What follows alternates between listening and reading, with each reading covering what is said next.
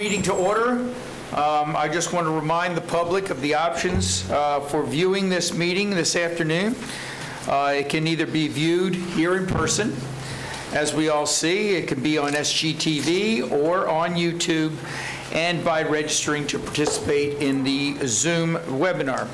Residents can provide public comment in person or by registering to speak on the Seminole County website and the Board of County Commissioners webpage. There you will find a link to register for the webinar entitled Meeting/Webinar Registration and Helpful Hints. If you are unable to join us via computer or online, interested parties should call 407-665-0808 for additional information on how to participate via telephone. We will take public comment on each item as it appears on the agenda. In order to be recognized to speak, if you're using a computer or iPad, you will need to use the raise hand feature, or if you are calling on the telephone, you'll need to press *9. If you're attending the meeting in person, you'll be required to wear a mask and social distance. If you do not have a mask, one will be provided for you. Also, silence all phones and electronic devices. I see that 4 young ladies and a gentleman in front of them wish to not wear masks. Is that the case? And do you understand that you're putting other folks at risk? Okay, you don't understand that. Okay. I would tell you that you are, and for the safety of others, I would appreciate very much if you would wear masks. One will be provided for you, sir. Somebody, would you get him a mask from the front? Thank you very much. I'm not going to cause a scene. I'm not going to, no, I understand. I'm saying I'm not going to. I would appreciate very much you all wearing masks. And if you refuse to do so, I am not going to cause a scene and have you removed, but I have that privilege. I'm just not going to do it. I just would ask you all to be cooperative with everyone else. We do have a policy here at this county, regardless of any mask mandate, for the safety of the individuals and the citizens and the employees, that people wear masks. And I would, just like anything else, appreciate your cooperation. Okay, we're going to have a call to order, and after that, we all need prayers, and we are going to ask Pastor Jim Lynch of the East Coast Believers Church of Oviedo to do that. So could all please rise.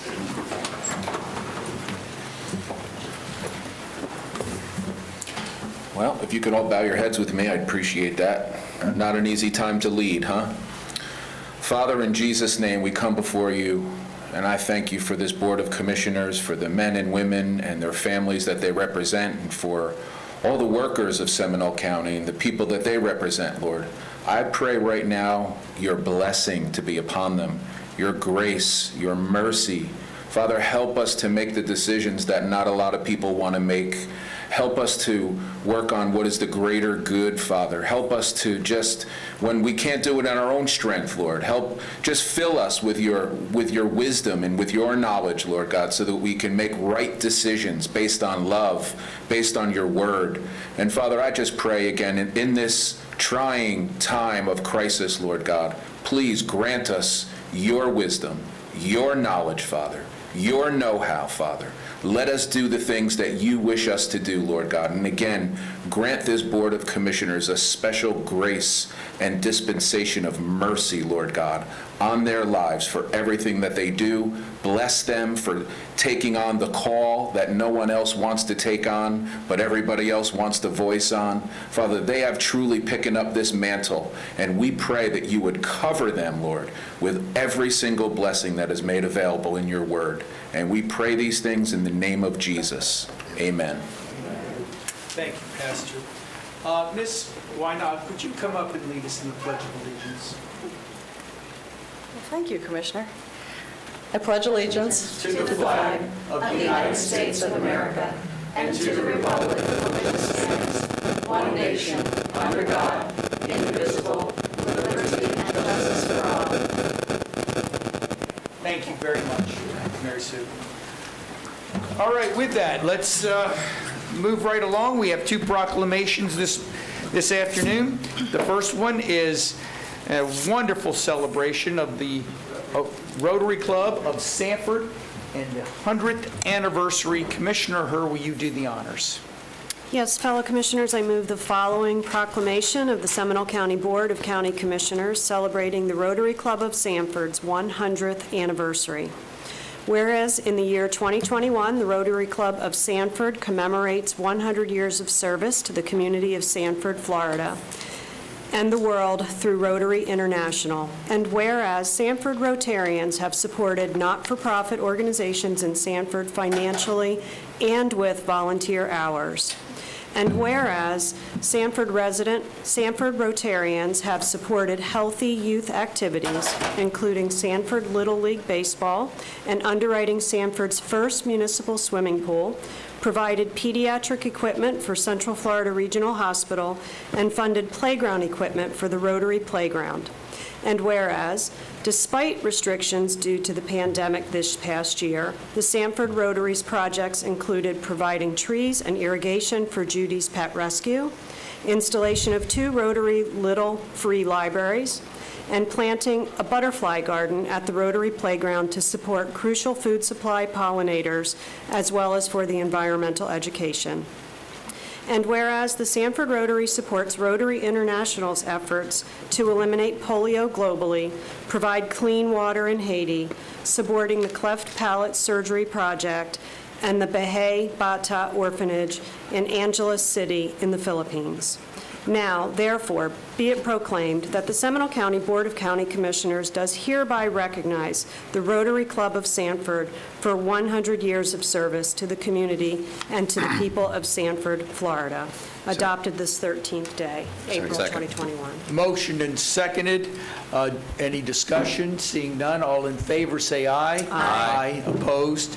I don't believe anyone is here to accept that. I did present a non-approved proclamation at that point to their anniversary at 520 on the water on Friday.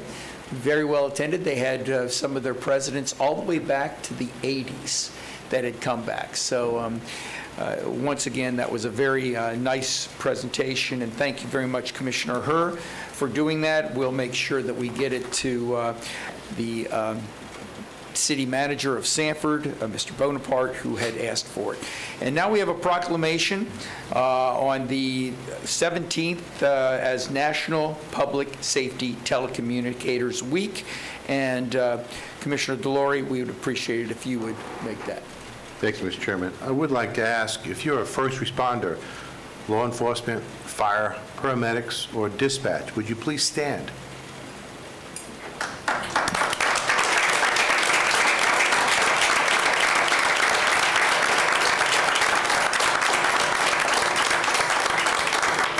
And Mr. Chairman, I would ask if they remain standing for a moment in recognition of you all.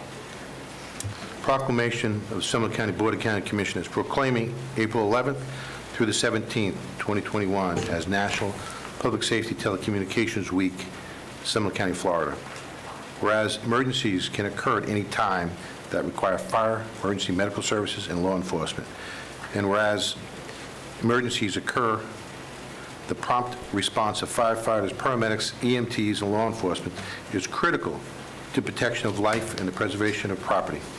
And whereas the safety of our first responders is dependent upon the quality and the accuracy of information obtained by the citizens who telephone the Seminole County Emergency Communications Center. And whereas public safety telecommunicators are the first and most critical contact our citizens have with emergency services. And whereas public safety telecommunicators are a single vital link for our firefighters, law enforcement, and by monitoring the activities by radio, providing information, and ensuring their safety. And whereas public safety telecommunicators of Seminole County have contributed sustainably to the suppression of fires and the treatment of patients and the apprehension of criminals. And whereas each dispatch has exhibited compassion, understanding, professionalism during the performance of their job in the past year. Now therefore be proclaimed that Seminole County Board of County Commissioners declare the week of April 11th to 17th, 2021 as National Public Safety Telecommunications Week in Seminole County, in the honor of the men and women who diligently and professionally keep the citizens of Seminole County safe, adopted this 13th day in April 2021. Second. Motion and seconded, discussion. All in favor, say aye. Aye. Opposed? May we ask- Gentlemen and may we ladies, ask would them you all like to to come come down? Picture, please.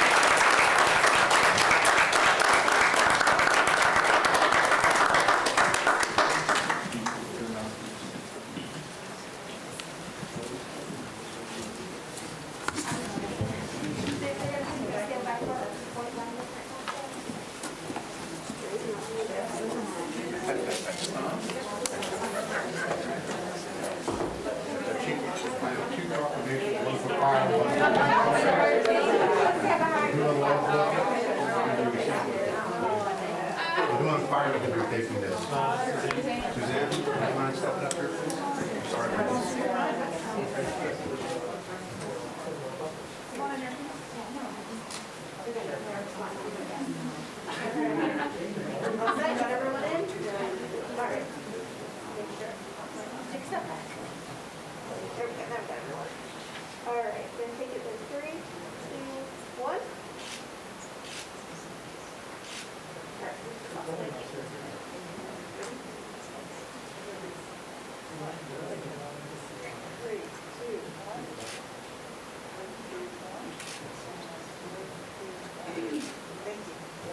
Is everyone smiling?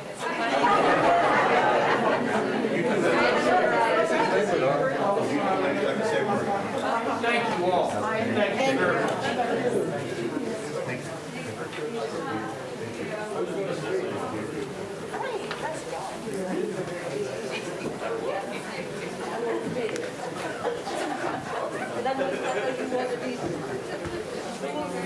Yeah, they want us to say something.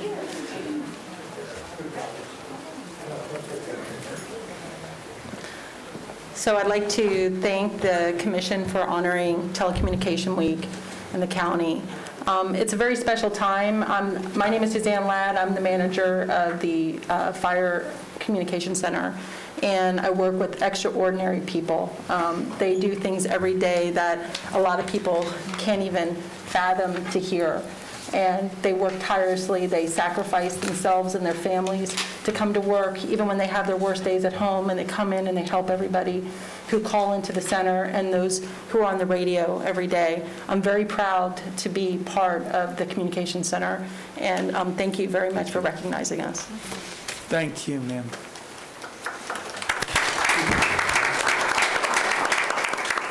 Hi, everybody. My name is Deidre.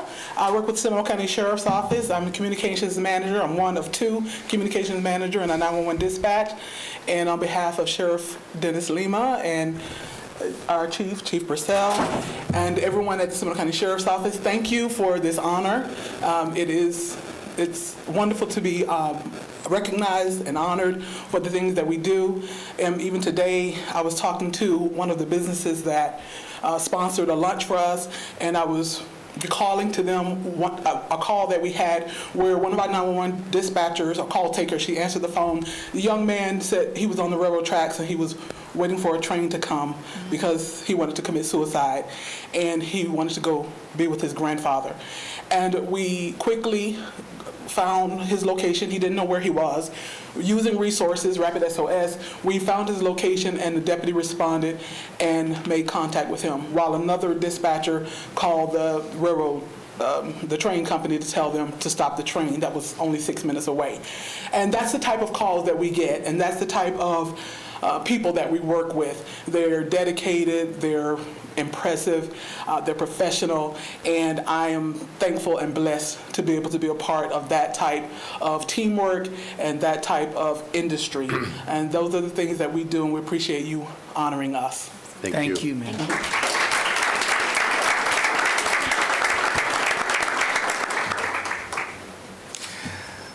Before we get into the consent agenda, folks, Again, sir, I've asked you to put masks on. Sir, you're putting me at risk. You guys don't have a mask on. We are up here separated. I'm not going to... We're 6 feet apart. Look at the two of you. Sir, I'm asking you all to please put masks on. We have everybody at risk. I voted for you, and, you know, this is kind of like the establishment up here, you know, no mask, and with a defense. My defense is that I have a... Okay, let's move on to the consent. I'm asking you again, please, all of you. 3 of you have confided. If you have, do you have a health condition, sir? You can't Ma'am, ask him that. You can't ask I'm him just that. saying. You can't ask someone that. Put your mask on. This is a double standard. I agree with him, actually. If we have to wear them, you should have to as well. It's a double standard. If you believe that... Okay, I've asked you all nicely. Thank you. Thank you very much.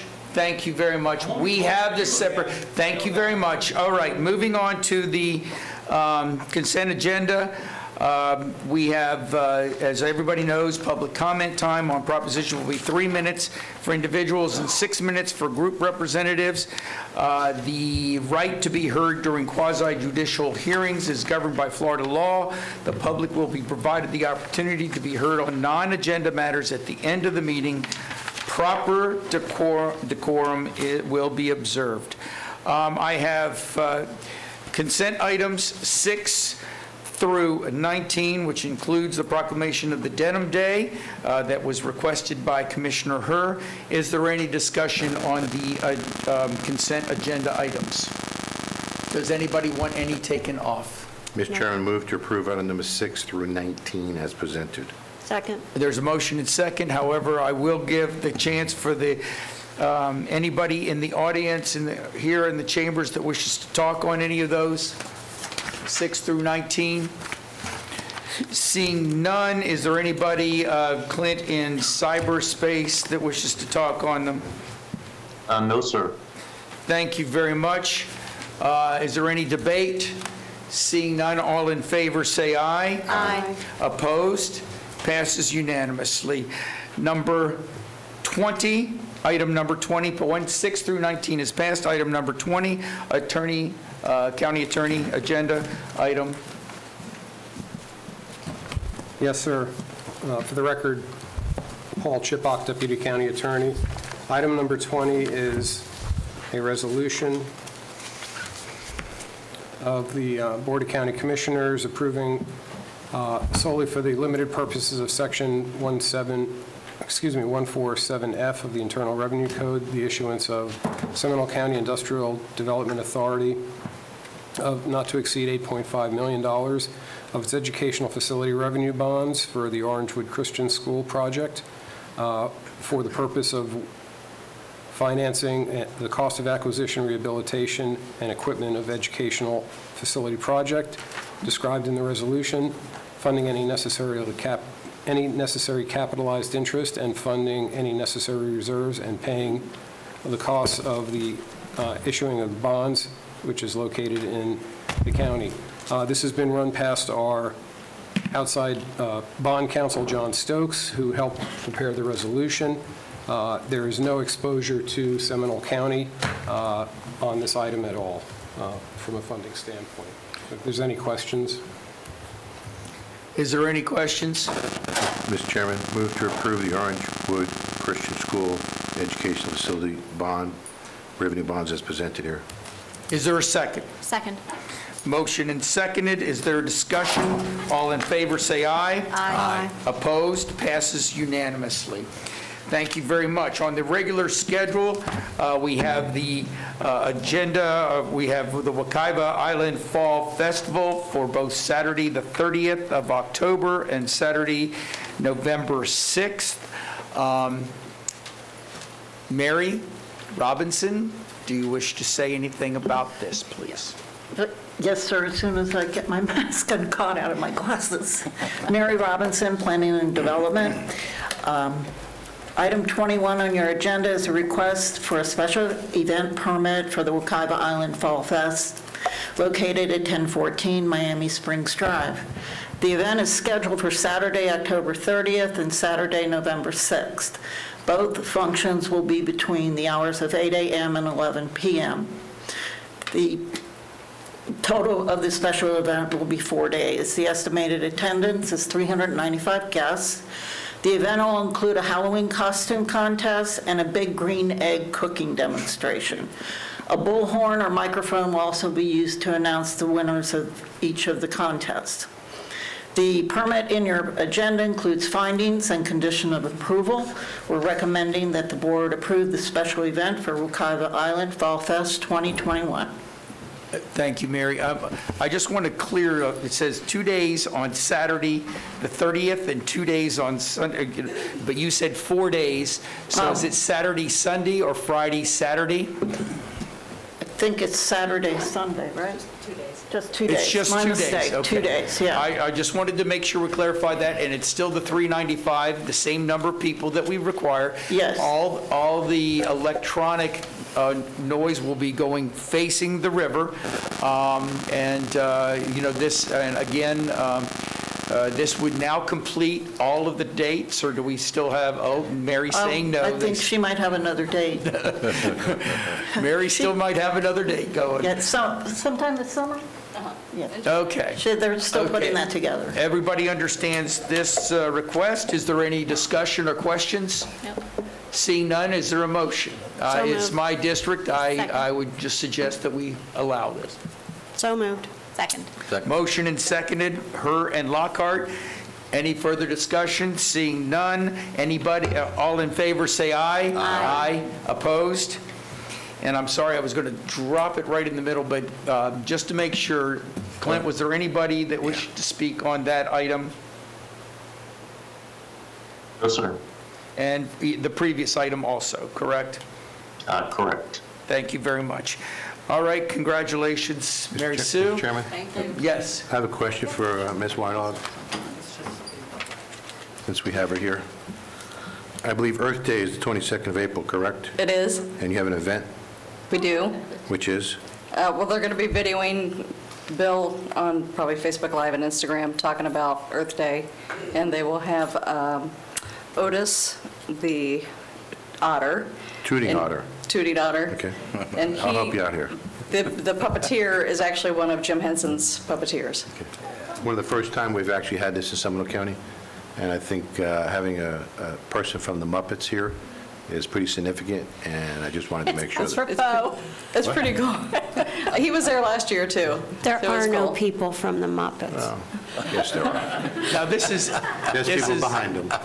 This is Nope. on Thursday, April 22nd? Yes. Thank you. You're welcome. And I also believe that Bill is going to be there to talk about Earth Day. Of course he will. Yeah, of course he will. Yes, Okay. of course. And if I can have just a moment, because April 22nd is Earth Day, and I asked the staff to put together a proclamation, and since it seems appropriate, since we have Mary Sue up here at this, I'm going to request the approval of this proclamation, and I will read it if it's okay with everyone else. It says, whereas Earth Day is an opportunity to renew America's commitment to preserving and protecting the state of our environment through community service and responsible stewardship. And whereas the global theme of Earth Day 2021 is Restore Our Earth, which focuses on natural processes, emerging green technologies, and innovative thinking that can restore the world's ecosystems. And whereas Earth Day lets recognize the role that each of us can play in increasing awareness about the importance of environmental education and spur progress towards global environment and climate literacy. And whereas the county supports through its Leisure Services Department, Extension Services Division, and Parks and Preservation Advisory Committee the development of education educational, informational programs and materials that promote environmental awareness and behavior. And whereas, affirming through word, deed, and culture the motto of Seminole County being Florida's natural choice, now therefore be it proclaimed that Seminole County Board of County Commissioners does hereby proclaim April 22nd, 2021 as Earth Day in Seminole County and encourage all citizens to learn about the ways they can improve the environment. Is there a motion? I think you just said it. Well, I read it, but I would prefer someone else make it. So moved. Second. Motion and seconded, discussion. All in favor? Aye. Opposed? Passes unanimously. Mary Sue, you can use that also on Earth Day. Awesome. Thank you so much. You're welcome. Appreciate you all. Thank you, everybody. Thank you. Okay, we've now gone through it. We now have county attorney briefing. County attorney? Nothing at this time.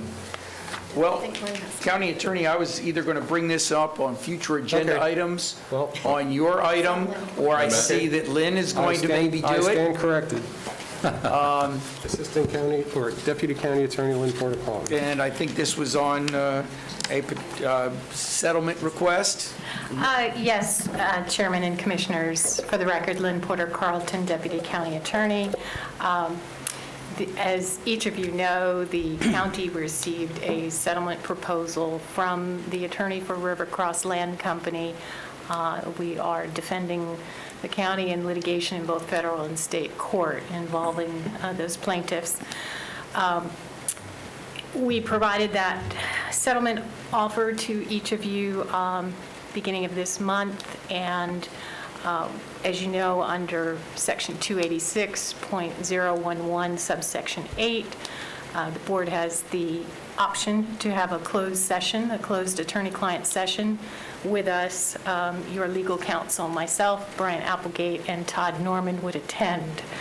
What we would need to do for you to have a closed session, if that's the board's pleasure, is prepare and post a reasonable public notice, which must identify who will attend, the date and time, and it will be closed to the public, and only legal counsel, each member of the board, and a certified court reporter can be present. It would be transcribed, and the transcript would stay closed until the conclusion of the litigation. The other option is, if you do not wish to have a closed session, is we need that direction from the board as well, so we can take the appropriate action in the litigation. Commissioners, in discussing this with Lynn and with with Mr. Applegate in the last couple of days, I asked them how long it would take to make notice for the public, remembering that, as always, if we do a executive meeting, we would have to come down in a public meeting and make that announcement. They recommended, I asked them about just having a public meeting. They recommended the executive meeting just on, because this is, because of the two lawsuits that are both the state and the federal. Also, there is a state potential ruling that's coming up in that court case. Is that not correct, Lynn? That's correct, Mr. Chairman. We're waiting for a ruling from the circuit court judge in the state court action. We had a hearing last Tuesday, but he has not yet issued his ruling. And knowing just with everything that's going on, and there's a lot of stress in the public about this. I think we all know. I suggested that we might want to do this sooner than the next regularly scheduled meeting. So asking Lynn when the availability of the attorneys were, that would be next Tuesday or Wednesday? That's correct. Is that correct, that we could still get the 3 days in and be available? Would it be the pleasure of this board to do it in Tuesday afternoon or Wednesday afternoon? I prefer Tuesday, but now I gotta look at my calendar real quick. I'm good either day, as long as we do it, because I've got Seminole County Alliance meeting on Wednesday My at preference is 3.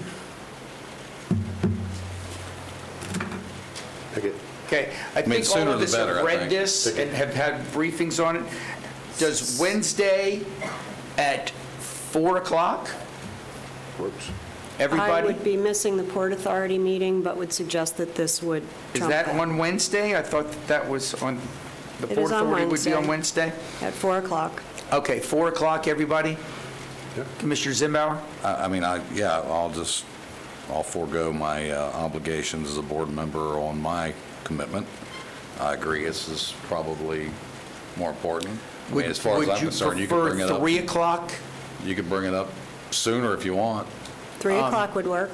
3 o'clock would work, and then you could still go to yours? You could still go to yours, Commissioner? Well, mine's at 3. 2 o'clock I mean, would fine. work. I'm fine. How about 1 o'clock? I have something, I'm sorry, It I have sounds something like, at 2 o'clock. it but- sounds like we're working around the chairman's schedule. Is that a No, fair no, no, assumption? no, I've got, but I do have 1 o'clock, I do have a 2 o'clock, but that's okay, I can miss that too. Would 2 o'clock be best? That way I'm good you at can 2. make yours, Commissioner Herr, you can make yours. I don't necessarily have to make mine. Everybody okay with 2 o'clock? I was just trying to do it the later in the afternoon so it didn't disrupt your workday is what I was trying to do. Okay? So 2 o'clock is preferred with everybody on Wednesday. Does that give you enough time? Yes, that Lynn? does. Okay. Thank you very much. Well, I want to ask the county manager, and is that okay with you, county manager? Works for you. Okay. All right, 2 o'clock Wednesday. All right, everybody, for that, and thank you very much, Lynn. Thank you. Okay, next item on the agenda is, any more, county attorney? No, not at this time. Okay. I'm just checking the room, make sure nobody else is down here. Okay. Legislative update. This is county manager's report. Do you want me to go to Tricia first? Sure, she's on her way down, so let's go Okay, ahead. let's go ahead.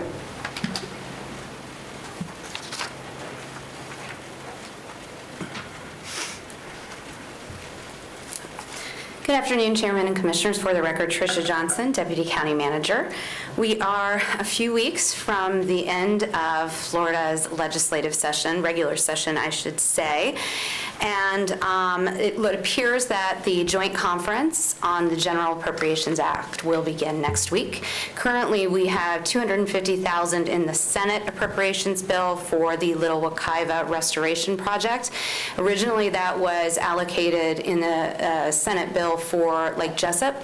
Senator Broder's office moved it to the Little Wekiva project because the Lake Jessup project to put 250 to is my mic on? Okay, sorry. To put $250,000 to $500,000 towards a $15 million project wouldn't make much of a dent, but it would in our Little Wekiva River Restoration Project cleanup. So hopefully it will remain in the budget as we go through conference. Last week was the week of broadband. We have 3 bills that are moving through the House and the Senate related to broadband, but even so, there really hasn't been as much progress with broadband this session as they'd hoped. The perception is that's because there's a lot of money floating around at the federal level for broadband. So the state is moving forward with developing a task force, putting some policies in place, but not as aggressive as originally intended. And again, that's most likely because of the federal funding supporting that effort. Impact fees did not move last week, but they are going to be heard on the 15th in the Senate side. Right now, the impact fee bill isn't too impactful on the county. However, there is some language that Florida Association of Counties is watching to ensure it isn't removed. There are cap language that benefits counties, but if it's removed, then the bill will be largely detrimental to us. So we're keeping a strong eye on that. The other bill that has brought counties a lot of anxiety is the emergency powers bill. Unfortunately, it doesn't look like counties are going to be able to modify this to our favor entirely. There is language that's consistently being changed, but the bill is considered a significant preemption on local governments, essentially saying that emergency orders will expire after 10 days if they unnecessarily restrict constitutional rights, and the governing body, so in this case the commission, would have to modify or extend an order every time an order were to come up. So in the case of a hurricane, where an order may last 2 weeks to a month, it may not be as impactful, but in the case of a pandemic, it certainly could be. So Florida Association of Counties is fighting that one. But interestingly enough, and Chairman was on this discussion last Friday, Florida Association of Counties contended that this is the first year in many where they have seen so many preemptions move so quickly, and they're really not getting a lot of support from either side of the aisle. Typically, members of the Democratic Party are a little anti-preemptions, but what they're seeing this year is a lot of, either because of the pandemic or just the political climate in general, a lot of these preemptions are moving forward without much of a fight, which Florida Association of Counties has really been struggling with. How do we navigate this moving forward? So it's been an interesting year. We'll see a lot of movement, of course, in the upcoming few weeks. A lot of amendments and committee substitutes will be placed on bills. So I will keep you posted, and I believe that that is it for now. What questions can I answer? Any questions? Great summary. Thank you. Thank you. I did want each of you to know that, as you do know, I will be president of the Florida Association of Counties, and I have asked the folks over at Consensus Communications to start putting together a working paper on the possibility of a constitutional amendment on preemptions.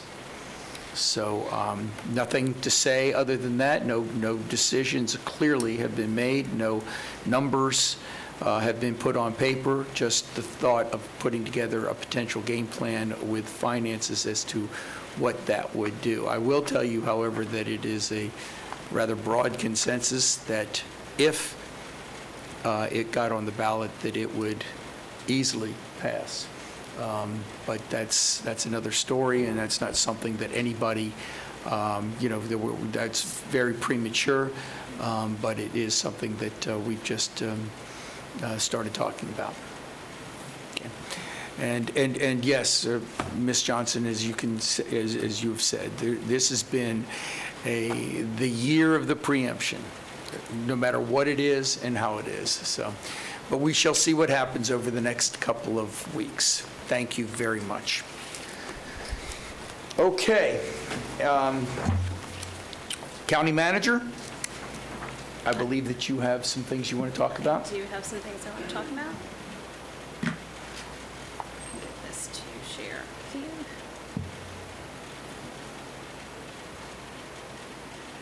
you. Okay. I want to start my discussion with you with just an update on the emergency rental assistance program. As a reminder, we were awarded earlier this year $14 million to provide emergency rental assistance through a separate allocation specifically for emergency rental. We have just heard in the last couple of days that under the American Rescue Plan Act, we will be receiving another $11.14 million in emergency rental assistance funding. That is the extent of what we know about that because there is no guidance issued yet. Our assumption is that the time frame on this for expenditure of these dollars will track the other time frames in the American Rescue Plan, which requires that the money be spent by the end of December in 2024. As you'll recall, the original $14 million is required to be expended by the end of this year. This is the update on our existing metrics. As you can see, we've received about 2,300 applications. About 1,200 of those are complete. We have approved 455, and we've awarded about $3 million. The average award is $6,600. We are a little concerned. We're at just over 20% of the funds. Whether or not we'll actually be able to award them, we have been proactive and been reaching out. The need is not what we saw when we originally got the CARES Act money. So We certainly want to get as much money as we can into the community, but I think it's almost, I hate to say it's a good sign, but the fact that we don't have the same level of demand that we saw months ago is some sort of indicator. So we will continue to proactively try to get these funds out into the community to the folks that need them, and I will keep you updated on our progress in that respect. I want to talk to you about the American Rescue Plan, and I think we have a lot to discuss on that, but before I move on to that, any questions about the emergency rental program? Commissioner Hurd. I'll ask the question with regard to making sure that we're maximizing demand to make sure that we do get it into the community. Are we engaged with the school district social workers that are out there finding, and I realize there's less of that if the kids aren't actually in the school, but they have active touch with families. Carrie, do you want to come up and speak to that?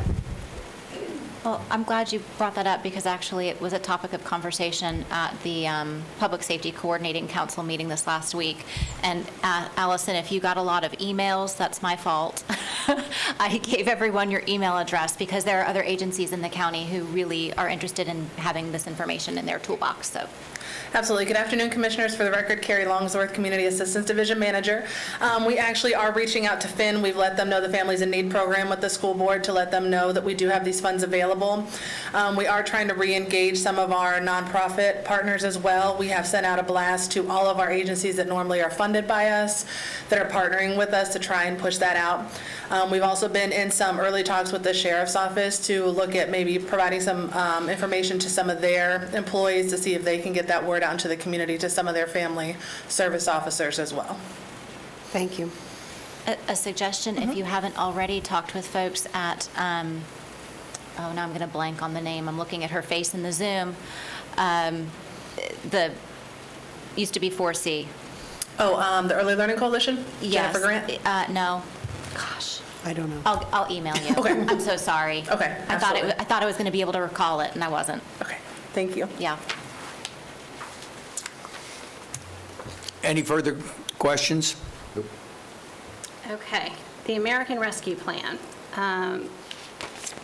As you are all aware, in March, the Congress enacted the American Rescue Plan Act, which is another COVID relief act, and more money coming to our community.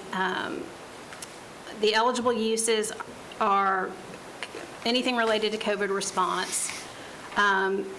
The provision of government services to the extent of a reduction in revenue. So this is a revenue reduction element that was not present in the CARES Act funding. And then a separate category that we didn't see also in the CARES Act funding is specifically to make necessary investments in water, sewer, and broadband infrastructure.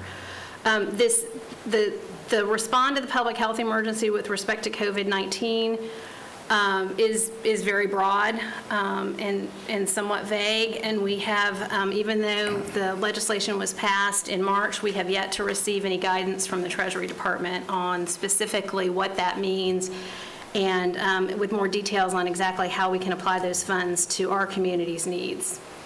Our allocation is actually, there's an error on there. It's 91.5, not 92.5 million. I'll get that corrected for you.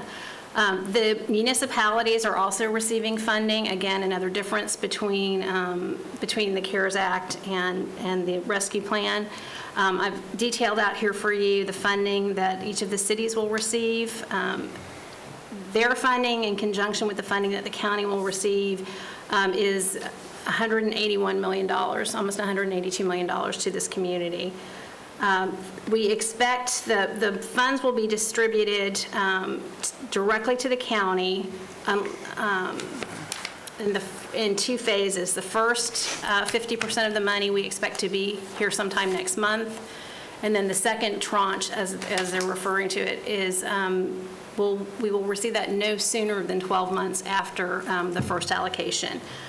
The city of Sanford will receive their money directly from the federal government. The remaining cities will get their money. It'll be funneled through the state, but they are expected to get it in two phases as well.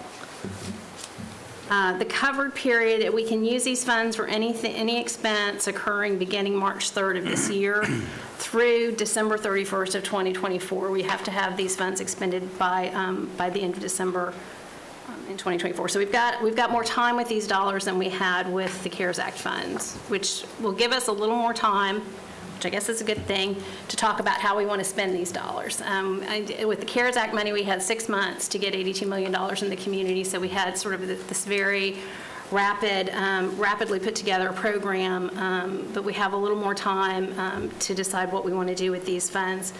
This is the chart that I shared with you at the last board meeting, just discussing some different possible categories of expenditures based on the little bit of information we have with respect to guidance. And we talked about this at the last board meeting, and the way we left it was I would get with each of you individually and talk a little bit more with each of you and explore some priorities that you might have for the expenditure of these dollars, so we can start to put together a plan and understand where the board as a whole wants to direct these dollars. So I sent you a memorandum last week following the conversations I had, and I've got that. I'm sorry, this is a little hard to read. There's a lot of information here. You do have hard copies of this, but discussing, just outlining all of the feedback that I got from each of you with respect to what your individual priorities might be for the expenditure of these dollars. And the first item on the list is broadband expansion and to underserved areas. And actually, something that was consistent, every single one of you said you wanted to do something about bridging the digital divide. And there were two different elements that I heard from each of you. All of you were interested in expanding service to unserved areas of the county. The largest unserved area, of course, is the east rural area, but there are also pockets, I understand, throughout the county, even the urban area, that do not have access to broadband. The other element that was suggested was that there may be a need to underwrite the cost of broadband services in some areas of Seminole County that have service but may not be able to afford the service. And the two specific areas that were mentioned were Midway and Goldsboro. So those are on the list. I tried to attach dollar amounts to all of these categories. I will tell you honestly what we have. We did have an estimate for underwriting service to Midway and Goldsboro, and that was to put new infrastructure in to provide overlapping service to what the service already is there. But the new service there would be between $3 and $5 million. So I just sort of extrapolated out for the other unserved areas, but that number, that 17 to 30 million, is really just a shot in the dark. If this is a priority of the board's, the one thing I would like to walk out of here today with is some direction and a thumbs up to start talking to the broadband providers in the community to see what sort of partnerships and what their thinking is on how we might be able to fill the gaps in the county. And then we'll have a better fix in on a cost. But I just wanted to maybe have a placeholder here because this was something that was a priority for every single one of you. But we're going to need to do some more digging before we figure out kind of exactly what dollar amount might need to be. Okay, I got a thumbs up on the end of it. Is that a move on to the next one? Mr. Chairman? Yes, sir. I'm a thumbs up, but I'd like to go back a page, too. Sure. To where the cities are. To where the city, you want me to get back? Yeah. I didn't realize that we were talking and making suggestions. So right there. So you can see that there is, and I'm just going to round numbers. If you look at the 7 cities, there's roughly around another $90 million there. I would love for us to partner with the 7 cities to figure out how we can all coexist together instead of just looking at this money and just in the unincorporated area, which is what we're supposed to be doing. I think that we should be partnering with the 7 cities to figure out how we could partner and make it a win-win for both of us, and then look at actually the school board, because then the school board's getting money too. Now, how can we partner with the 7 cities and the school board and the county so we're not fighting and we're actually working together for the same citizen? So we're actually doing the same good benefits for all of us.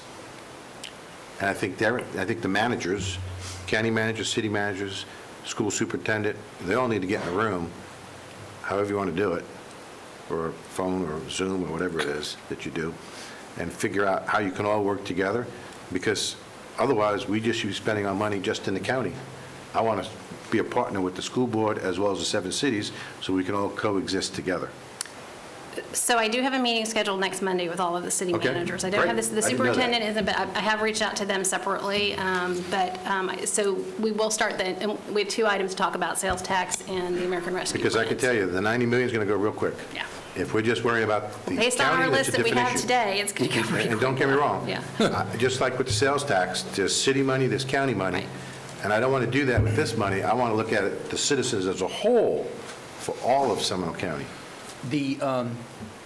The county managers, or the county manager with the city managers is having a meeting. I wasn't aware of that. like I And said. one of the things that we've also suggested to them that we have, and we did mention this at the last meeting, that we all have a game plan together for, extending the whatever CARES Act type of programs that we do. But the suggestion, as you have, whatever our priorities are, I think that it's important that we work with the cities and they contribute to that, because it is about 91 million, with our 92, so it's right around there for It's both even, of them. almost. And so it would, double the impact, if you will, if we could work together on the same priorities, and I think that that's the way that our county manager. And you put the school board in there, it just amps it up even more. And we just saw that the school board, how much is the school board getting, by the way, county manager? 89 million. 89 million. And they've just given us 11 million. Did I see that today, that I received a document that they were looking at 11 million They did, yeah, we from did us? receive a request. So we've got, even they want to get into this pot of money. But I think that the three of us work It's together. not this part, it's the citizens' money. It's the citizens' money, but I'm talking about what the county I understand has, that. and Because the I look school at board. this as that this is unincorporated county money. The cities are incorporated. I don't think we should do that. I think we can work together. I think that's the plan, I hope. Because I haven't heard that yet. County manager, do you want to continue? We have a question over here. Chairman? Oh, I'm sorry. So I appreciate the notion of working together. I appreciate the notion of not duplicating efforts and therefore wasting resources. I would caution, though, that when we try to get the 9 of us to agree on anything, that seems to be problematic, just from the practical person's perspective, and this has a date certain end to it. So what I would ask is that while we do all of that attempt at cooperation, that we don't allow it to get in the way of progress in terms of execution of something with a tight timeline. Where I see it being potentially problematic is, I'll use the 2 just because you've already covered them, and they're in my district. Midway and Goldsboro, a lot of that is in the county. It's not in the city. Historically, the city has not jumped in there. So I don't want to see a loss of potential positive impact with money that literally fell out of Washington into these communities because the cities can't agree to it. I just want to be clear. I don't think that's what you're asking for, That's not but what I'm asking for. I wanted to be clear that that's not what we're asking for. And thank you for saying that's not what I was asking. Yeah, That's not no, what I was don't think asking. that's what you're asking for either. But there's still, and Commissioner Hurd, that's a very good point, but let me just, but there's still opportunities and benefits for the cities to also cooperate. We talked about these 2 areas. Let me Totally give you get it. another one that's in an unincorporated, East Altamont. I think that Altamont Springs would benefit by that area also being improved. So even if it's not in incorporated, I think that they have things to gain also by trying to find alternatives and trying to find opportunities where we can work together. And my impression of Commissioner DeLaurier's comments was to find places where our priorities align and leverage the resource, to say that was my impression of what you were Because suggesting. everyone's looking at us, and it's not just the county, it's the county, the 7 cities, and the school board. Can I ask a follow-up? So do we know what the constraints are that the money that has been allocated or will be allocated to the school board is? We reached out to them today because we got the request yesterday, and Steve did follow up with them today. They gave us a list of what they plan on spending the money on. No, not the 11 million that they're asking for. If they're getting a pot of money from the feds, there's probably some type of criteria that has been advertised of what school They gave us a districts are. summary of what they expect to spend the 89 million on, but we haven't really had a chance today. It was just a very short paragraph. We'll coordinate with them to make sure we're not paying for stuff that they can. To me? Sure, That'd be great. absolutely, sure. Thank you. Yeah, I think all of us would like to have that. Sure. Are we ready for the next category? Yes, please. Okay. So the next category is economic recovery assistance, and this is really business assistance. So the feedback that I received is there was an interest in providing incentives for business recruitment and expansion, and also tourism support incentives. Specifically, under tourism support, I kind of got general feedback on this business recruitment and expansion. The idea of bringing maybe businesses, we're hearing that there are a number of businesses in the Northeast that might want to relocate, using some resources here to try to attract them to help bolster the economy and create more jobs.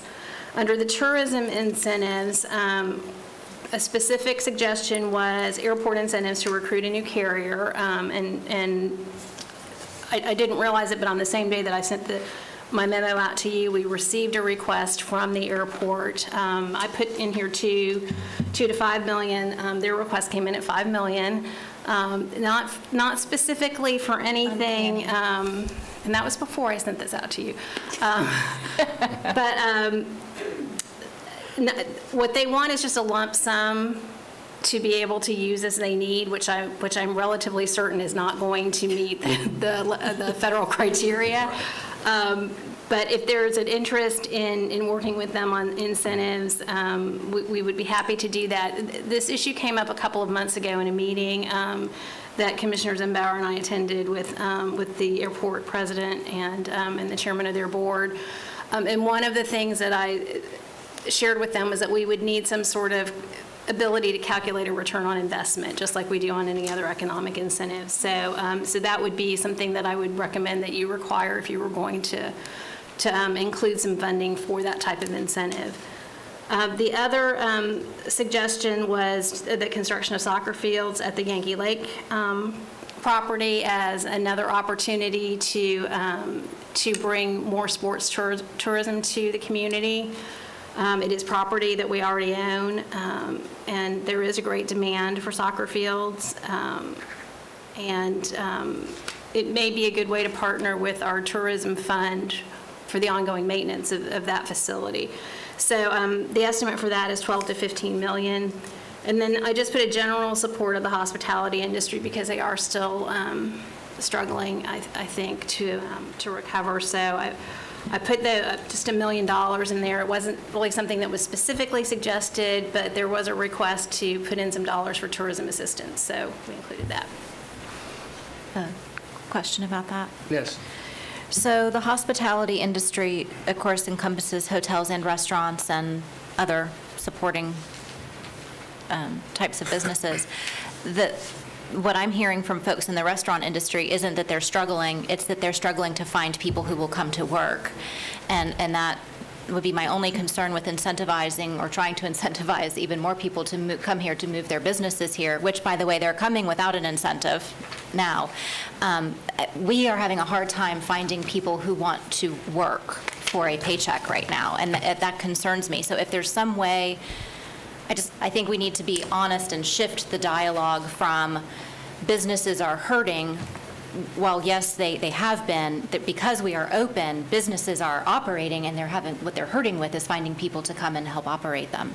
So if we could just kind of keep that in our mind as we develop this, I think there's an opportunity there for us to help encourage people to get back to work. Is that? Mr. Chairman. I don't know if that resonates or not. Yeah. Excuse me, on a project that I've been working on outside of the county commission, I was actually able to walk 4 buildings over the Colonial Town property area. So I walked 18 floors, 5 two-story buildings, 5 5 floors of two buildings, 5 stories, and 2 buildings, 4 stories. And out of those 18 floors, they were vacant. And I really think that we should be looking at or thinking about what to do, and that's just one area, what to do with all the potential vacant office buildings. And I can also tell you there was one of the clients that they were telling me about, they've canceled their lease, and it's a substantial amount of square footage. I don't know if we need to have a task force. I don't know if we should be doing inventories, but we can't just turn a blind eye to it. The amount of square footage that's going to become available that's vacant, and it's going to become vacant, is astonishing. Walking 18 floors and seeing no one, it's kind of more than spooky. These are fairly new buildings. Well, I'll tell you where they're not. They're not bussing tables and taking orders. Yeah, I think both commissioners have points to be synthesized here, and that is that we really need to market segment who we're going after. I don't think we're going after businesses that are trying to hire the people that are better off staying home with all the stimulus checks, because that's the challenge in the restaurants. It's a huge challenge. Attend an International Franchise Association meeting and you'll hear that ad nauseum. But I do think we need to be recruiting the businesses that will fill the buildings from people that have figured out that I can cancel my lease, have a positive, pay the cancellation, the termination penalty, and have a better outcome because my employees are just as productive, if not more productive, at home. We've all figured that out. We have a 12-story empty building, Highland Home Office in Toledo, and we haven't missed a bit. Like, not a minute of work got missed. And so there is a harsh realization that the old may not be the new. And I think that can be filled with better paying positions than we have in some of the surrounding counties. We've done a good job here at recruiting those, but we need to be outside of the industries that are the first to take the hit anytime there's any crisis, whether it's COVID or an economic downturn or a real estate bubble. It's the same industries that take the dive first. We need to be looking outside of that to those that are more resilient. My 2 cents worth on the economic development piece. Next item. Okay. The next item is direct assistance. And these are the same categories that we had under the CARES Act assistance. And these are things that we've already talked a little bit to the cities about. This is one area that we've already identified as an opportunity to coordinate. The dollar amounts that I included here are frankly just a third of what we funded under the CARES Act. I just took a percentage of that and included those numbers here based on 2 things, the diminishing demand that we're seeing with respect to the rental assistance request, but also because we anticipated partnerships with the cities in this particular category. So that's why the numbers are significantly lower than what we saw in the CARES Act program that we had. Again, I think that your discussions about we need to take a closer look about what the need is now, because the need, I think, is different than it was last year when we started the CARES Act. So the programs, while they're the same categories, the programs may not align. I did mention to you, I have mortgage assistance specifically on here because we know we've got rental assistance dollars. The mortgage assistance, there is a mortgage assistance element of the American Rescue Plan, and there are portions of it will be distributed to each individual state.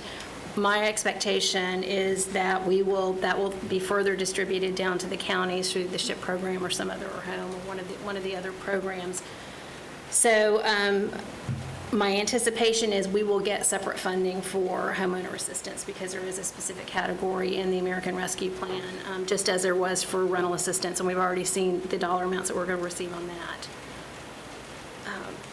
So any other questions on direct assistance? Comments? Okay, the next category is mental health services. This was something that I think every one of you also mentioned was the need to address some of the mental health care needs in our community. I don't know that anyone, in talking to you, had any specific dollar amounts in mind, except the potential for partnering with some mental health providers. There were some dollars thrown out there. So I've just put that generally in there at a $2 to $5 million allocation. I think this is probably another one of the areas that we could talk with the cities about. This might be a good place for all of us to join together. On that same note, I've also been told that there's an additional money for mental health up in Tallahassee, and there's also additional money up there for children up in Tallahassee through Kids Care. I'm not familiar with it. Kids Care has been an ongoing program. Oh, I understand that. Yeah.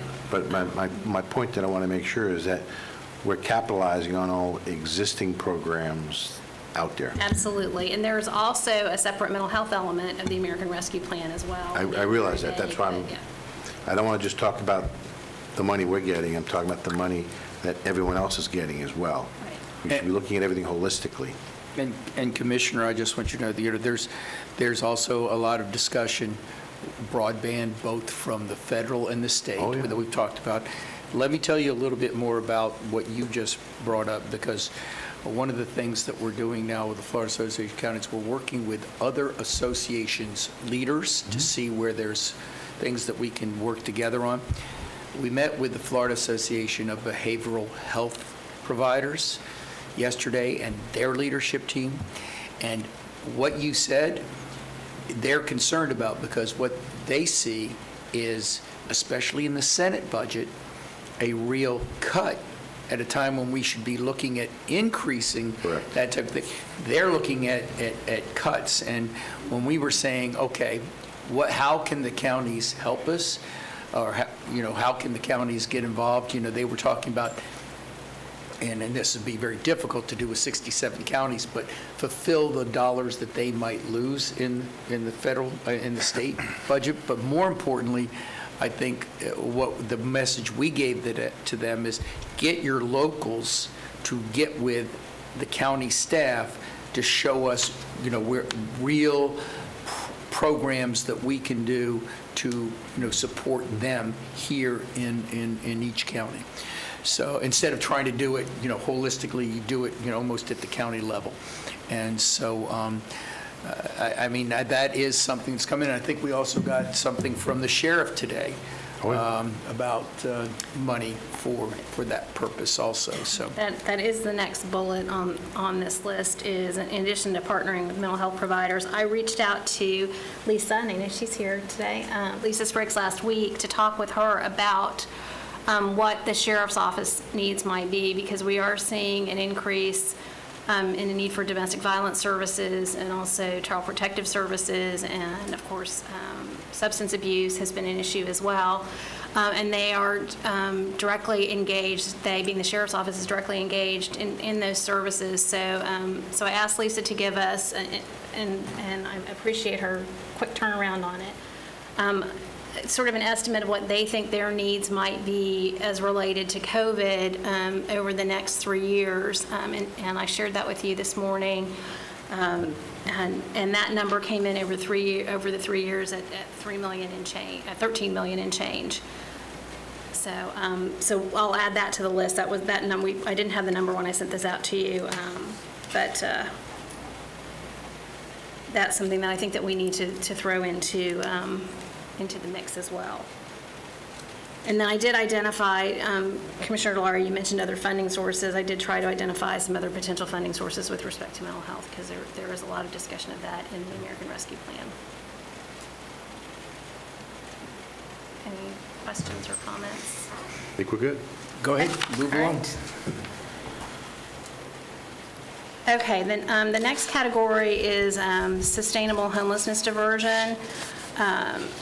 I did get feedback on this on my individual discussions with each of you, and the need and the opportunity with these dollars to provide some sustainable homelessness diversion. I included affordable housing as well in this category. This is a big ticket category, 35 to 45 million. And I don't know, Commissioner Hurd, do you want to talk about this? Or? I'd be happy to.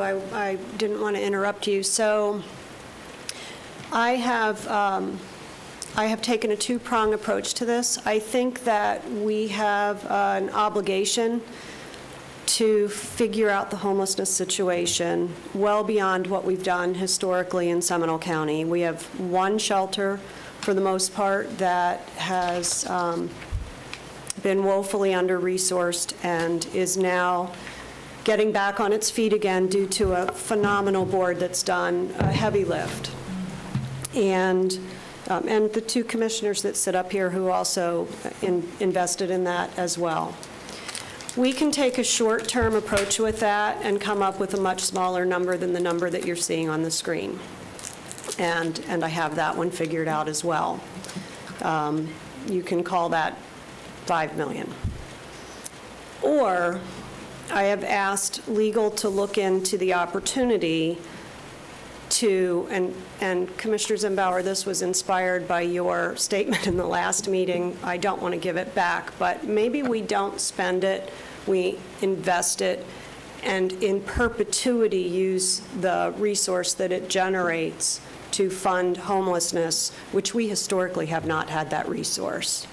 So if I look at this very roughly, very rough math, and I appreciate, Paul's probably squirming over there, I did speak to Bryant about this, and it was a great distraction for him. But if we look at it very roughly, if we create the mechanism and the entity to manage, we could take $20 million, invest it, and keep the doors open at RUM the way they've been open. I don't think any of us want to do that. We can go, and if we did that, then we would have to continue to figure out other funding. And you can take the number up depending on how you get work from investments. The way I look at it like a college endowment. I look at it like the endowment Seminole State runs, where it would have to be, low risk, low tolerance. There'd be a financing mechanism that drives that. There has to be governance around that. But we have a tremendous opportunity to perpetually fund homelessness. I would love to be able to say to somebody that is homeless, I have a place for you that you will want to come to. And when you get there, we will wrap the resources around you to help you get to the next stage of your life. There's a portion of the population that doesn't want that. I appreciate that. So for those naysayers that are out there, I get that. That's not lost on me. I would also like to be able to say to those of us that are not homeless, please don't roll your window down anymore and hand money out the car window, because we're taking care of these folks. And if they're not being taken care of, it's by their choice. And so I'd like to see us really take the opportunity that we've been given with money that's fallen out of Washington. I know I don't like to consider Washington heaven, but I can look at this as money falling from heaven if we do the right thing with it. So there's my passionate plea, that let's think bigger, let's think better, and let's think about those outside of our normal circles. I love the big picture approach. I think it merits its own discussion. I mean, if it's something that the county attorney's office has looked at, and it's something that we can, because we don't know what's going to happen with, at the end of the day, with the situation of COVID on evictions and foreclosures potential in the future. Will there be a tidal wave of evictions and of foreclosures? We don't know. There could very well be. I think it merits a really healthy discussion. So a couple of things that I didn't say, because it's always interesting when you have time to take a breath, right? In order to do this, it's going to take time. So in this number, there is immediate funding that's contemplated to get the organization back to the standard, or to the standard, maybe we shouldn't say back, but to the standard that it should be at, so that those organizations that deal with homelessness in our community, the Christian Sharing Center is one of them, that does all the services but put somebody in a bed can attach to ROM so that we're not duplicating efforts. But right now, we can't do that. We do not have the organizational structure to support it. We do not actually have the effectiveness within facility to support it. We don't have the staff to support it. So there's going to have to be a short-term fund, which is part of the bigger discussion. I just don't want anybody to be surprised by that. And then a longer-term picture of can we create an opportunity to perpetually fund the need. No matter, I've been in this community since 1986, I've been in Florida since 1979, and I moved from New Jersey. I have never lived in a community where homelessness didn't exist. I never have. And I don't think I ever will, because bad decisions in good economies still drive homelessness. Because when the economy takes a dip, those that are on the edge drive the number up. So this doesn't go away, unfortunately, to any meaningful level unless we get in front of it and get all of those out of the cohort that can be helped.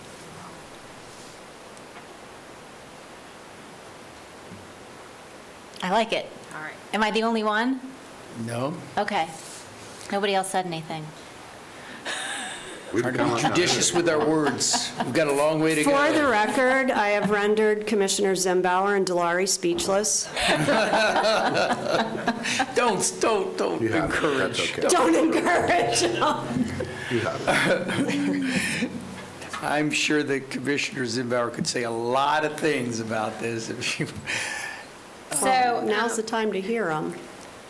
So in conjunction with that, I included, just based, not on any specific recommendation, but just based on some of the discussion that I had with each of you, money in here for affordable housing, thinking that this might be able to seed our Affordable Housing Trust Fund. The concern, and I think the thing that the County Attorney's Office is looking at is this spend deadline of December of 2024, and whether or not there's a way to be able to extend the benefit beyond that.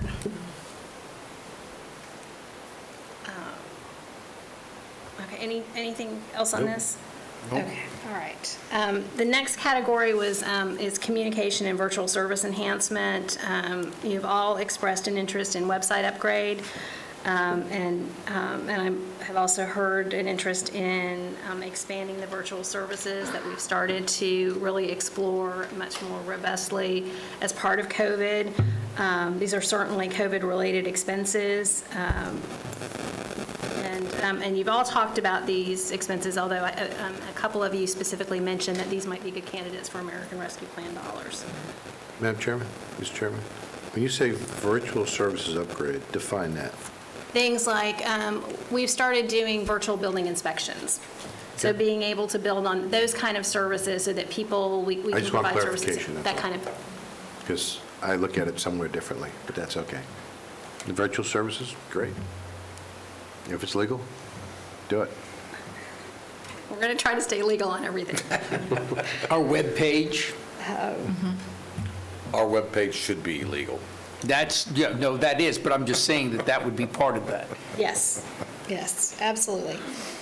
So the next, if there are no more questions on that, the next category is community service facilities for underserved areas. And this, I think there's an opportunity to improve infrastructure, and I will hesitate to use any specific area as an example, as not to create expectations. But I think there are some opportunities, and there are some things that we're working on right now where we may be able to provide infrastructure facilities for health services, education services in underserved neighborhoods in the county. So that's what that category is intended to address. Any questions or comments on that? Okay. The next category is water and sewer expansion. This is a specific item that is mentioned in the Rescue Plan Act, which does not have to be COVID-related, interestingly enough. Included in here, and I bet everybody can guess whose suggestion this was, is a sewer to septic conversion. $20 to $30 million, which is probably sort of a drop in the bucket, but could accomplish some good work in that area. Any discussion or questions? What if I like my septic tank and I want to keep it? Talk to the guy You really sitting, want me- talk to the guy sitting next to Do you. you really want me to answer that? I'm just saying. Don't get him started. You really want me to answer what? Go ahead. I will tell you that this may be an opportunity. Of course, they're doing an infrastructure bill right now that they're Another working area. on, and there may be opportunities in that bill to cover this sort of activity as well. So we'll watch that, but it is a specific category under the American Rescue Plan. So that's why that was included. And then the final category is outdoor recreational opportunities. We saw what a significant increase in use and access to our parks and our natural lands occurred during COVID-19. So it's certainly a COVID-19 related expense. We have certainly a number of opportunities with respect to trails and recreational facilities that we could utilize these funds for, and certainly be able to accomplish some of the things that are currently unfunded in the long-range plan. So with that, that is I think a summary of, I think I captured all of the feedback I received from y'all. If I missed something, please speak up. If there are things that we need to explore further, let's go ahead and do that. I'm really looking for some feedback from you. The estimated spend on this, and this is just an estimate, is $153 million to $383 million is the range. So And how much are we getting? 91 and a half. So what's the delta? So we're almost double, more than double to 3 times. And that's the reason why I was bringing up the cities and the school board. Yeah. Yeah. Can I? If I could just say, I think all of these programs on their own have a great deal of merit. Oh, I don't think there's anybody Totally that would agree. disagree with that, you know, we could spend, as the county manager stated, on a lot of it. We know there are 2 things. We still don't have the guidelines to know how we can spend this, although, you know, there's some broad guidelines that have been put in here about public health, you know, emergencies and assistance to households, et cetera. I think one of the things that we need to do is obviously figure out what we can, you know, what partnerships potentially we can have with the cities on certain programs. I think also we need to find out just what other assistance in broadband is going to come from the federal government. In the infrastructure bill, what other potential what other potential opportunities we might have before.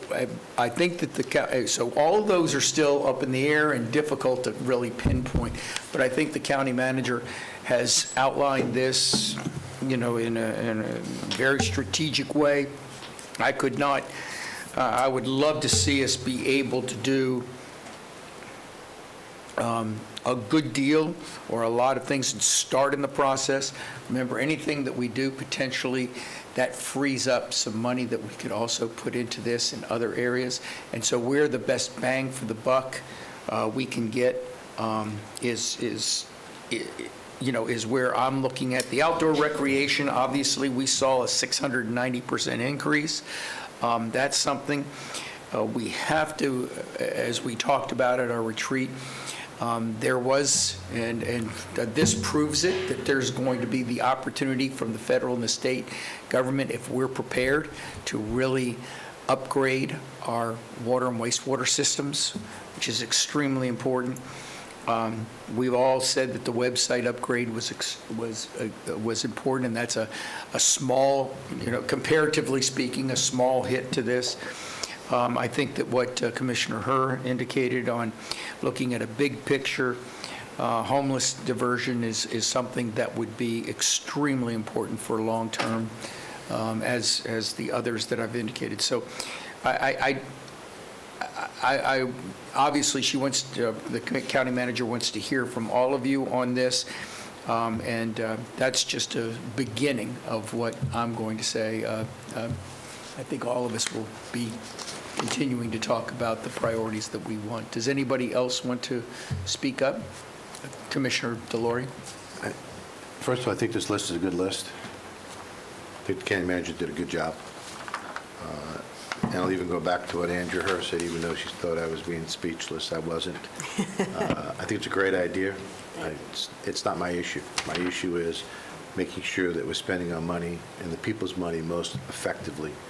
I think economic development, however you want to look at it, if it's helping existing people, if it's helping bring in more sports tourism, if it's helping with vacant office buildings, all that is what we should be doing. That's all in here. These are all great topics. I cannot argue against any one of these. I can maybe debate some of the dollar figures, but I think the biggest issue, and I've been saying this throughout this whole topic, is the partnership, and we need to be able to make sure we're maximizing the money that the entire county is getting, and it's not just the unincorporated dollars that we have, it's the incorporated dollars, which are the 7 cities and even the school board. We all need to work together to figure out what that topic is, that we can partner together to maximize the dollars for all the citizens of this county. And that's where I really think we need to be. And again, what Andrew Hurd did say, I don't want to get so wrapped up in that we're not performing, but it's a dialogue we need to have. Great. That's all my 2 cents, or 3 cents. So can I ask a few questions? Sure.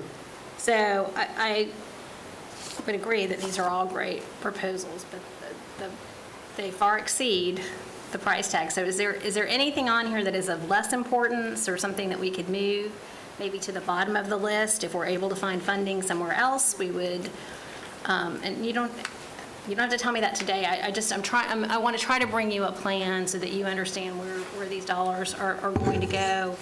But I do need to sort of pare it down, and I would love some feedback from you on where you think it might need to be Mr. Chairman? pared down or lowered on the list.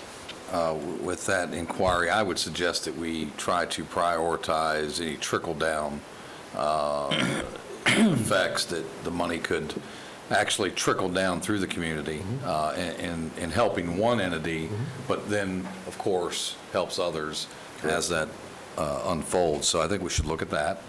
I think we should look at the investment idea is a neat idea. Again, I think we're going to have to wait till legal. I think I already know what legal's opinions on that, but I think you could do some U.S.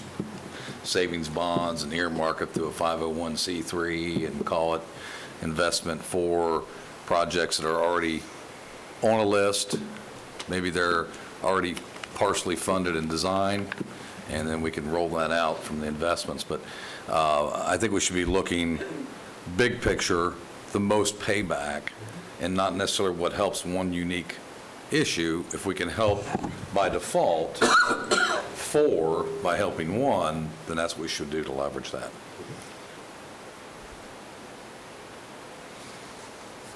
Okay.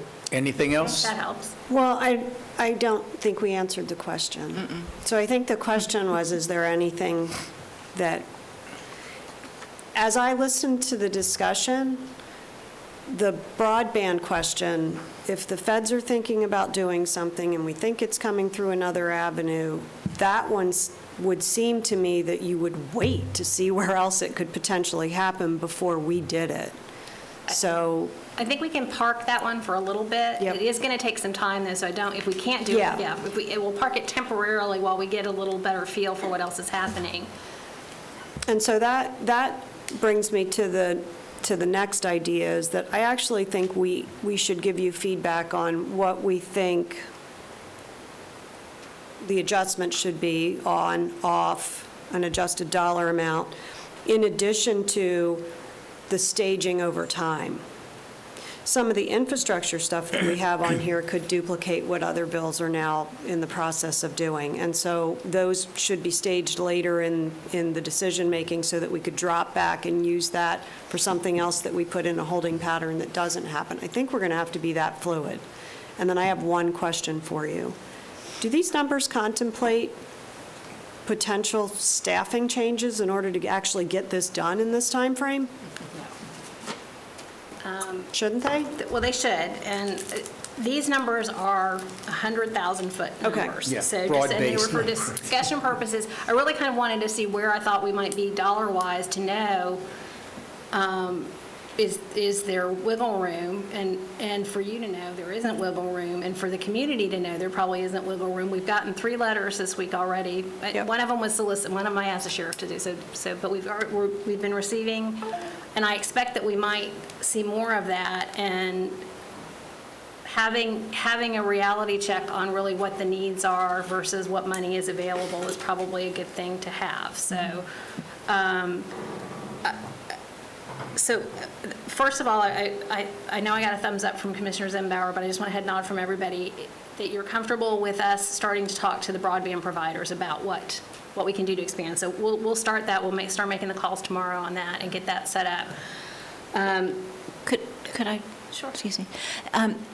I know I've shared the information of the Office of Statewide Broadband and DEO with Melanie, I think, but I think that that agency has a real good handle on the contacts with the providers and what their plans are, and frankly, more importantly, what their plans aren't in terms of where they are not really interested in providing service. They probably won't say it like that, Well, but that's the reality. I'll give you their version in a minute. Yeah, I've heard their version. So I would just utilize those resources as best we can, because there's no point in our staff reinventing the wheel when the state has already expended so many resources to create this office that's there for a resource for local governments. I would just really highly encourage us to do that. I think Melanie's already started digging in with them. Okay. All right, great. That's great. Really, Good. I didn't realize that all those resources were there, so I appreciate that. Yeah, okay. Zembauer wants to go first? Oh, no, y'all go ahead. The other thing I'd like to add on that is, don't forget, we're talking about the digital divide. That's different than not having broadband service. Two totally different topics. So when you talk to the providers, I want to make sure that we're talking about the digital divide and how they're going to combat that and have that for funding for years to come. That's the issue. It's not providing broadband, it's the digital divide.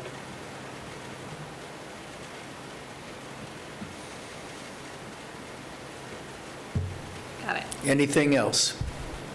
I can tell you, I've met with what I believe and perceive as every possible provider for my district, and the bottom line is, it's money.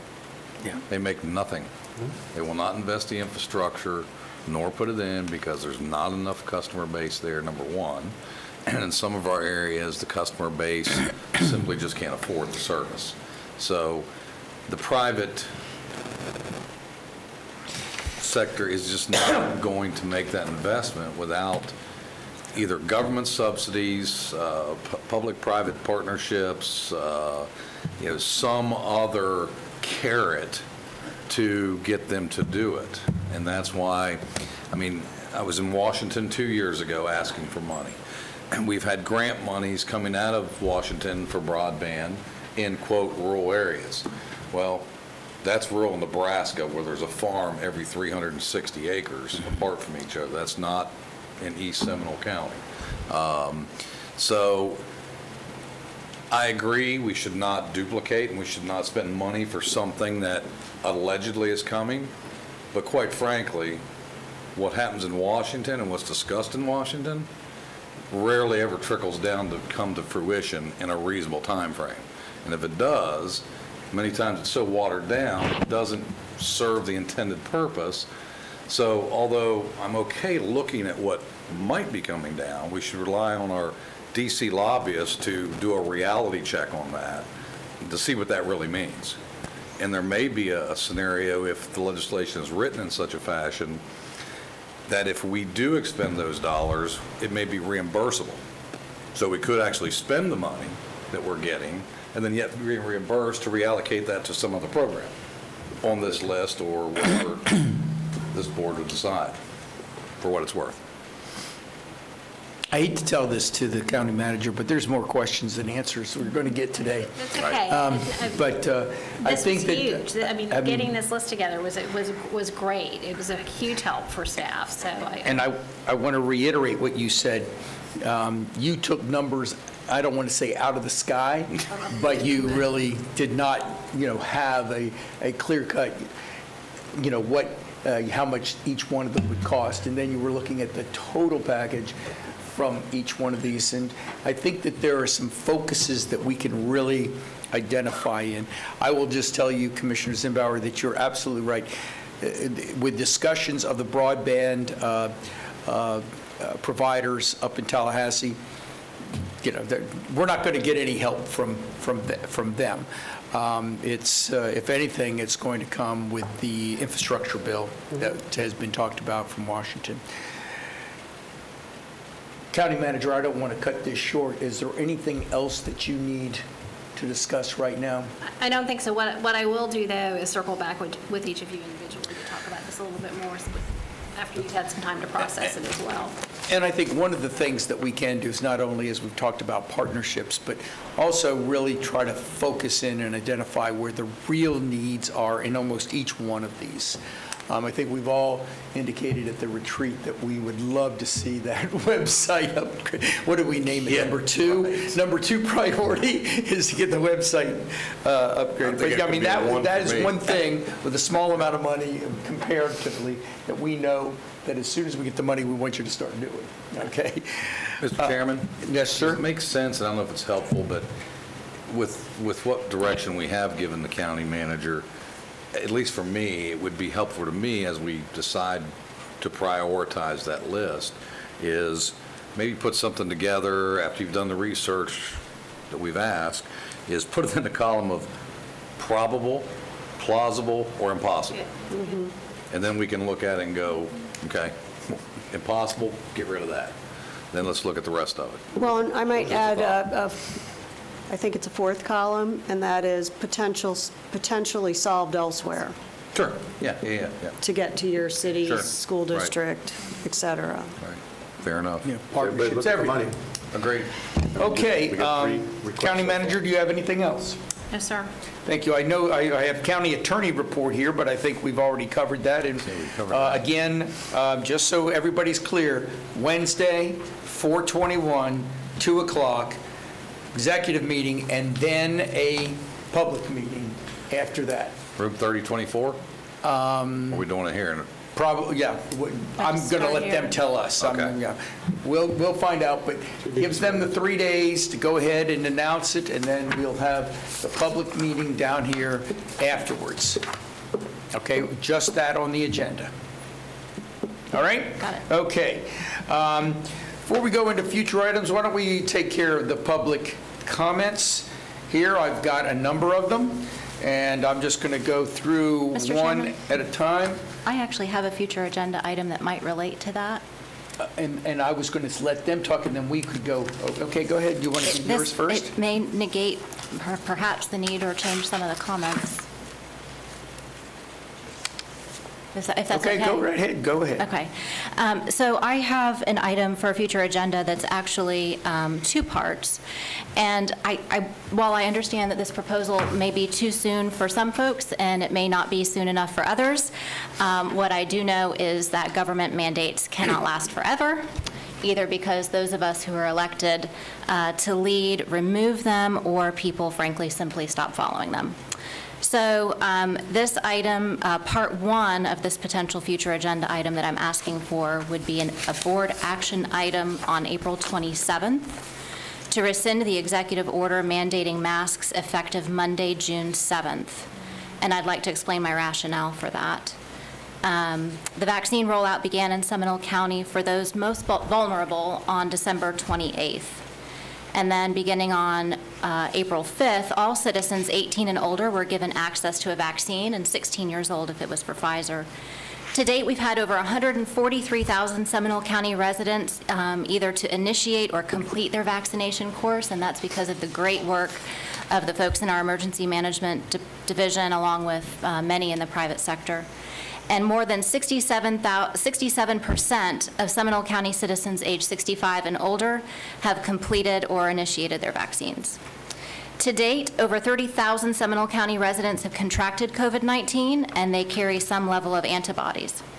So at the point of May 3rd, all Seminole County adults and anyone with a physician's note classifying them as vulnerable will have had more than 4 weeks to schedule and obtain their first vaccine. Then at the point of May 24th, those individuals would have had their second vaccine, and by June 7th, there would have been 2 weeks for the full protection after the second dose. So that would be part one of my agenda item for that rescission of the executive order. Part two would be an adoption of a resolution by this board that would encourage the use of face coverings only in indoor spaces where social distancing cannot be accomplished, and that would be an encouragement, not a mandate. We would also require in that resolution that at any point, should circumstances change and staff wish to consider re-implementation of the facial covering order, that it must be brought back to the full board for consideration and a vote. And of course, the details of that proposed resolution could be coordinated by staff and with each of the commissioners individually. So that's part one and part two, the rescission and an implementing resolution. When I was originally sold on the concept of mandatory masks, which was back in June, that was when hospitalizations were skyrocketing, acuity of cases was severe, treatments were still considered trials, and there were no vaccines. And there was never any talk at that time of herd immunity being a goalpost for removing the mask mandate. Until very recently, that's been the conversation that's been socialized. So that is my request for a future agenda item on April 27th.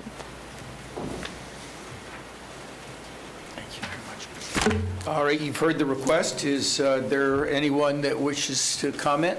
I will support that if the commissioner desires to have that go on the agenda. Anyone else? Okay, I think you've got the consensus. Put it on the agenda. The only thing I would question is the timing, but, I guess the sooner the better, huh? Well, is that what you want? I mean, you wanted April? Yeah. If I could just make a comment. Yes. The agenda goes to print on Thursday or Friday, so this may be an item that comes to you after the agenda goes to print. 'Cause I'm not sure we can pull it together. Mr. Chairman? Commissioner? Being that we're putting this on the agenda, can we have all data related to this, backing it up? And All the data. Well, I would hope it's going to be on the agenda. I would hope to Just- hear from all. Sure hope so, yeah. You would hope, but I don't know what that data is. No, I just want- want to know about why the Pfizer vaccine's being penetrated now by a certain aspect of the virus. There's a lot of questions I have, but I'm happy to get it on there. and have Johnson & discussion. Johnson being pulled back. Right.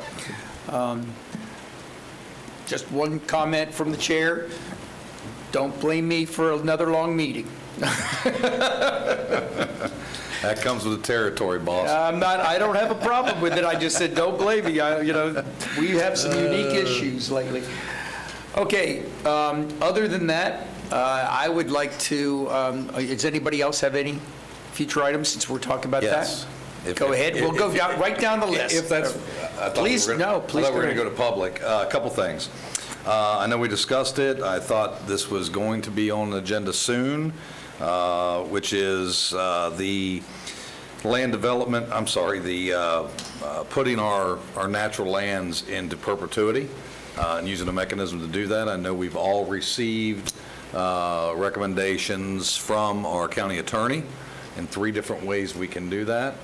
It was my understanding that that was coming forward, but apparently that has not been put on the agenda, so I would like to have that put on the agenda at the earliest time possible, if we can get support, to do that and make that decision on which vehicle we're going to use to do that. Okay, Commissioner Hurt? Yeah, I just want to do a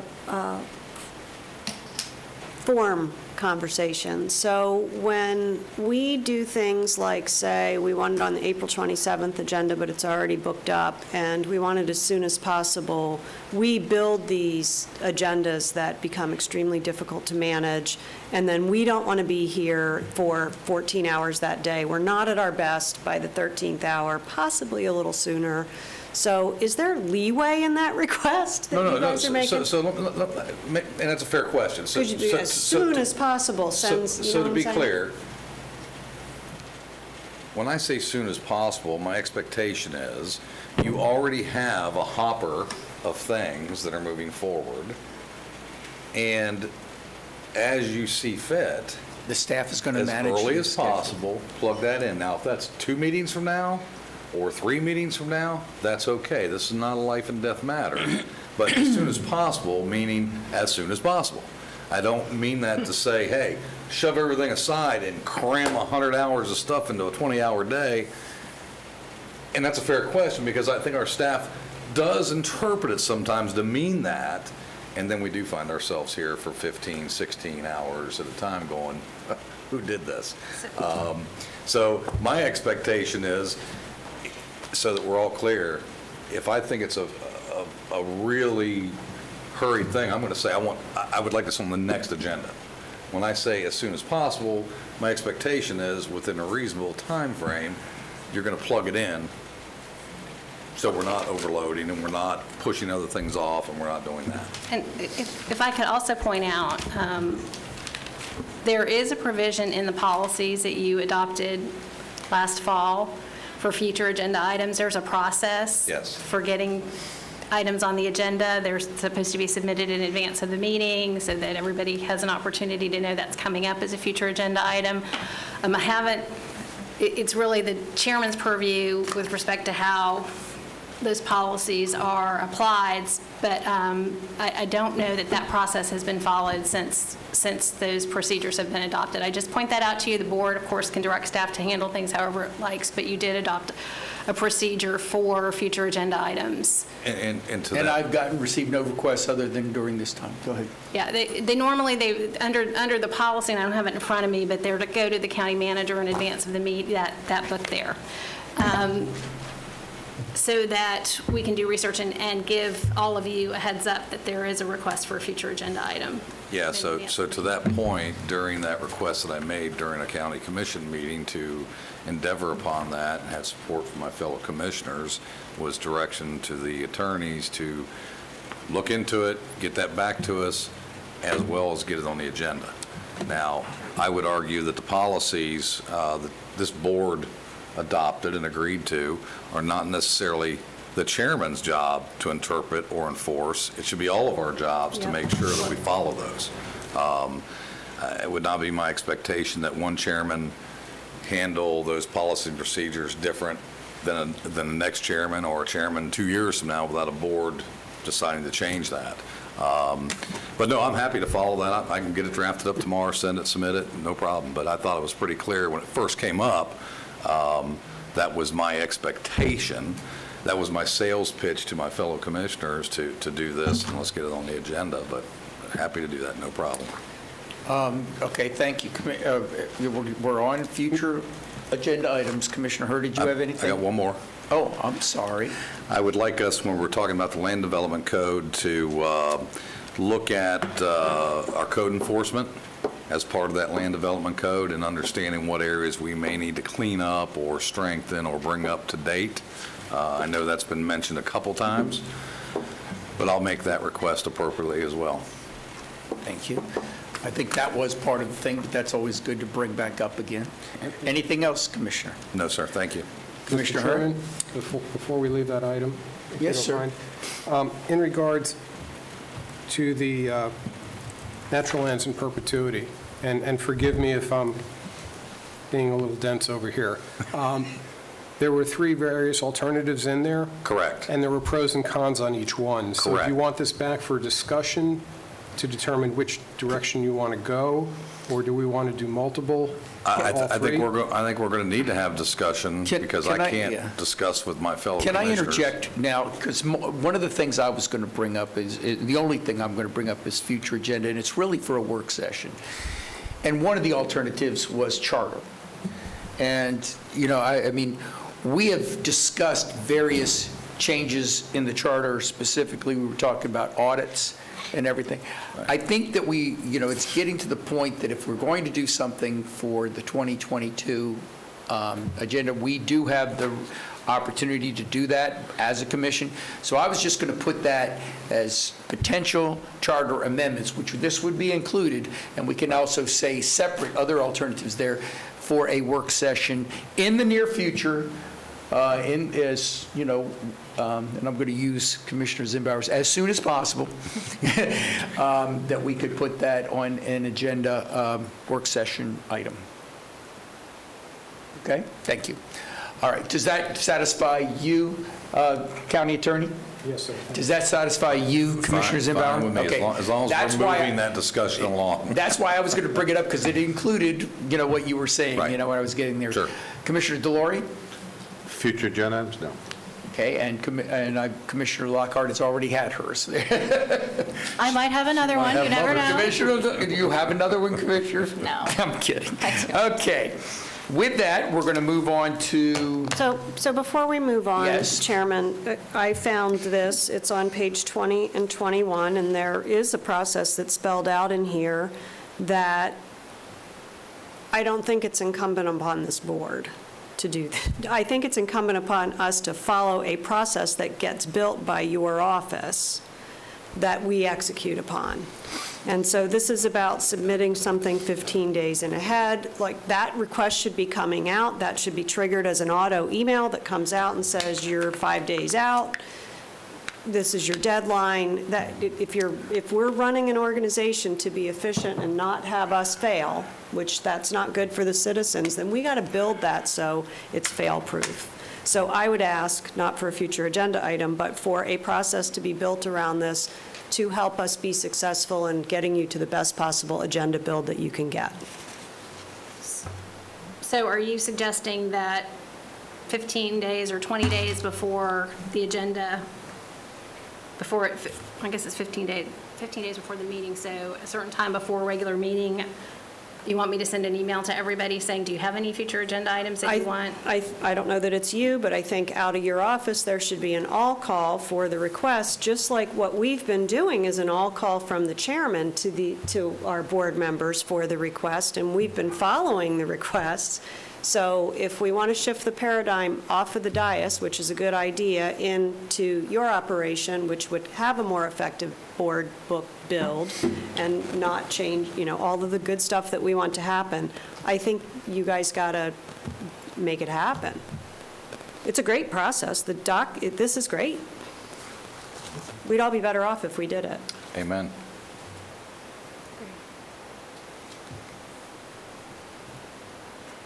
okay. Are we done with future agenda items now? I'm afraid to ask, because every time I say something, we get something else. I believe almost everything. Okay, so with that, we have public comment, and I have a number of green cards, just public comment forms, not to speak. And please forgive me if I cannot either pronounce and/or read your name, but I think the first one is Carmelo Dellacota, and urging the end to the mask mandate. Ms. Beth Martin, again, on the mask mandate, asking masks should be worn if you choose to wear them. Margaret Pass, P-A-S, I believe, studies have shown, and we have seen, that children 0 to 14 Seminole County have not become sick due to COVID-19. Mask mandates in school is a violation of their rights and creates more rooms for illness. And then we have 1, 2, 3, 4, 5 folks that wish to speak, knowing that we're going to have this on the agenda for April 27th, as Commissioner Lockhart has indicated. If you feel that you would want to speak then instead of now, that's fine, but I'm going to call each of you up. Mr. Gerald Martin.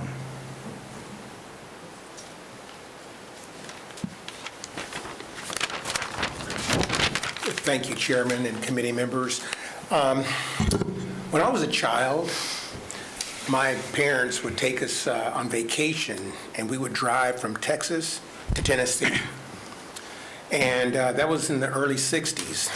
And I recall that my mom couldn't use the restroom. We were discriminated against because we were black. And couldn't go to restaurants, so we had to basically cook our food and then take it on the road. I never used that as a crutch. Even though I experienced that, I still became successful, still did well, raised a family, they're successful. But now what I'm experiencing is discrimination for freedom. If a woman has the right to choose, then why don't I have the right to choose? I'm not sick. If masks truly worked, then no one that wore a mask would have gotten sick. I haven't worn a mask since April, and I haven't gotten sick. You can take my temperature, I'm not sick, fully healthy. And yet I see people that wear masks religiously who have gotten sick. I've seen people in airports wearing hazmat suits, 2 masks, and a shield. Couples walking hand in hand. And I'm just done with it. I want to be free. I mean, I live in this country to be free. I have freedom of choice. If I want to be homeless and sit on the corner and ask for handouts, I have that choice. I have that right. I don't choose that. I choose to be a productive citizen. I don't get in trouble. I don't break the law. I pay my bills, pay my taxes. And I just want to be able to have that right to know that that I have the right that if I'm ill, I have enough common sense. When our children got sick, we would quarantine the sick one. We wouldn't quarantine the well ones, the healthy ones. But if I'm sick, I have enough common sense to stay home. And if I go to Home Depot or a restaurant or any place else or a gas station and a person feels they're going to be compromised by me, then maybe they should wear 2 masks and a shield and a hazmat suit because I'm not sick. And if the vaccine works, why are people still wearing masks? So that's my my comment, and I thank you all for all the great work you're doing. Thank you. Thank you, sir. Mr. Kelly, Chilson.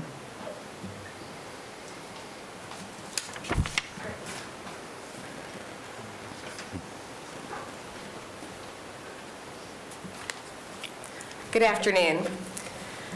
I apologize, I'm going to be repeating a little bit of what you heard a few minutes ago. Name and address for the record, please, Sorry, Kelly. Kelly Chilson, 224 Slate Drive, Longwood, Florida, 32750.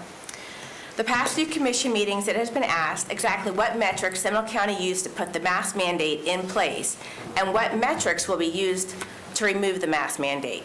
In reviewing these previous meetings, Allen stated, and I quote, "We are looking at hospitalizations and surge capacity as benchmarks," end quote.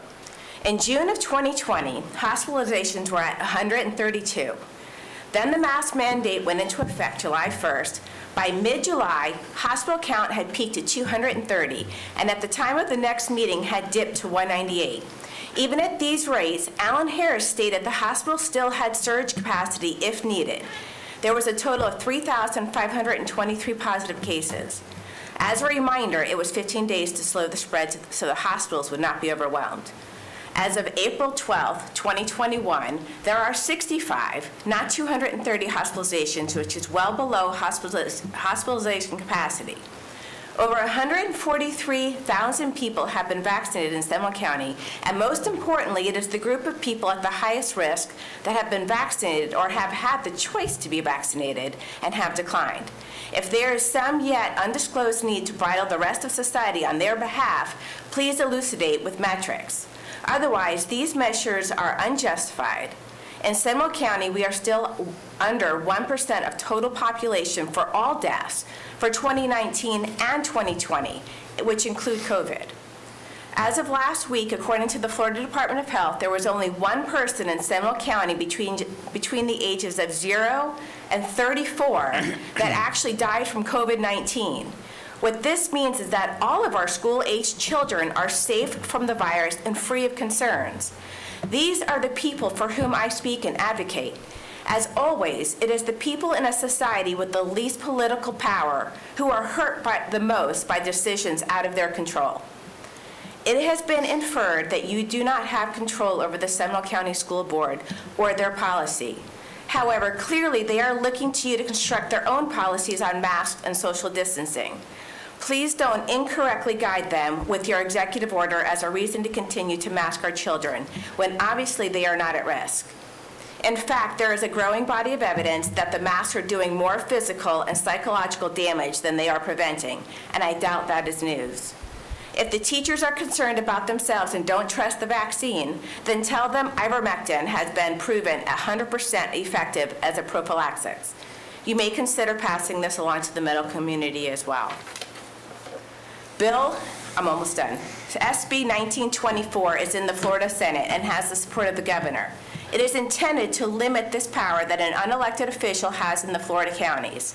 An unelected official should not have unilateral authority to issue an executive order for an unspecified amount of time during an emergency without our elected officials going on record with a vote. This order has been an abuse of power. Emergency directives are for when there is not enough time for elected officials to convene for a meeting, which is certainly not the case here. The moment our commissioners are able to meet, which is a matter of days, if not hours, they should be voting on high priority items or signing the executive orders, particularly when those orders impinge the freedoms of the people in the district. Please review Chapter 72 and make the necessary changes to the code. Thank you for your time. Thank you. Andrea Selfick.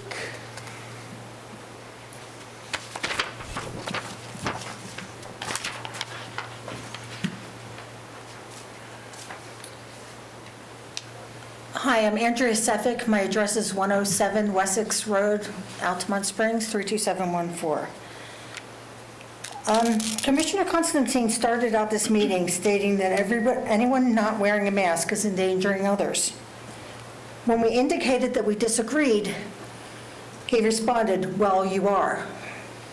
Could you please provide everyone here with a medically proven explanation on how we are endangering the lives of others by sitting here socially distanced from the majority of the people here? For the past year, I have been diligently looking for a duplicatable peer-reviewed study that proves that masks help. I have not been able to do so. In fact, I have found studies indicating the opposite to be true, that masks have negative health effects. We keep hearing trust the science, yet I cannot find science to justify these mandates, and I've looked. We've been doing this a year now. If the county commission cannot provide a real scientific study that is peer-reviewed and duplicatable, it is an abuse of power to insist on masks being worn. The bottom line is that if somebody believes the mandates are necessary, they will abide by them 100% of the time. Your actions versus your words here today speak volumes to me. Our elected officials are not above the laws and mandates they impose on the people. For you to insist that we do that which you are unwilling to do is a double standard. By definition, double standards are abusive. That's not acceptable from our elected officials. This last year has been filled with fear and division. Not only have we had COVID deaths, we've had other things endangering lives and affecting the quality of life for hundreds of millions of people in this country. Yes, people have died from COVID, and that is tragic. But there has also been deaths from depression, abuse, poverty, addiction, and untreated medical conditions that were untreated because people couldn't get into the hospitals or doctor's offices because of COVID. Those deaths matter too. If we counted the death numbers with integrity, I believe we would find that these deaths far outweigh the COVID deaths. The impact on mental health, an area that our country already struggles to handle, will last for decades. Obviously, you feel this is a concern as well, as you raise the issue yourselves. The 24/7 media and social media focus on the virus and the mask mandates are keeping the public focused on this and increasing fear and anxiety. All for a virus with a 99.9% survival rate for the majority of citizens. You are the elected representatives of our county. Your handling of this is negatively impacting the lives of all the citizens of Seminole County, and it's time to stop these mandates that are not backed up by actual science. Thank you. Andrea, could you give your name, could you give your address for the record, please? My name is Andrea Sefik, S as in Sam, E, F as in Frank, I-C-K, and my address is 107 Wessex Road, Altamont Springs, 32714. Thank you. You're welcome. Sarah Rez, B-I-K-E? Thank you. And then, okay, I think that was on that. We also have someone from the Midway Coalition. No name, just the Midway Coalition.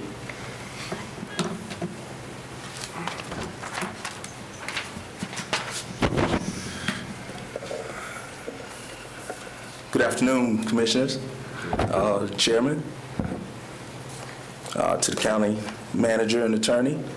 I thank you for this opportunity this evening. I have some information I'd like to pass out to each of you, just to kind of give you a glimpse about the community and what I'd like to talk about, if that's okay.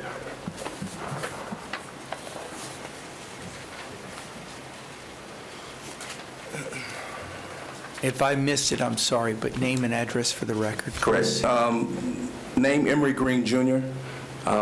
With the Midway Coalition. My physical address is 2240 Church Street, Sanford, Florida, in Midway, Canaan City. What you have before you, and I'm going to give a copy of this to him so he can actually take a look at it. If you can put it on the projector for me, if possible. This is a snapshot of Midway, Canaan City in the 1930s.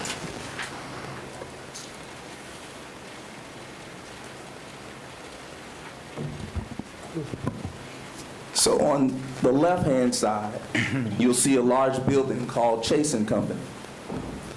All around it are farmlands. Chase & Company is now known as Sunnyland, and it operates here still in Seminole County. Now, what is the relevance to this?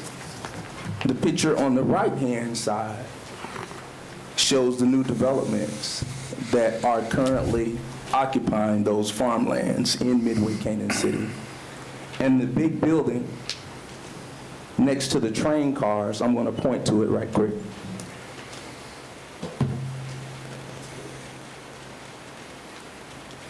It's still present, and I'm going to show you where it is.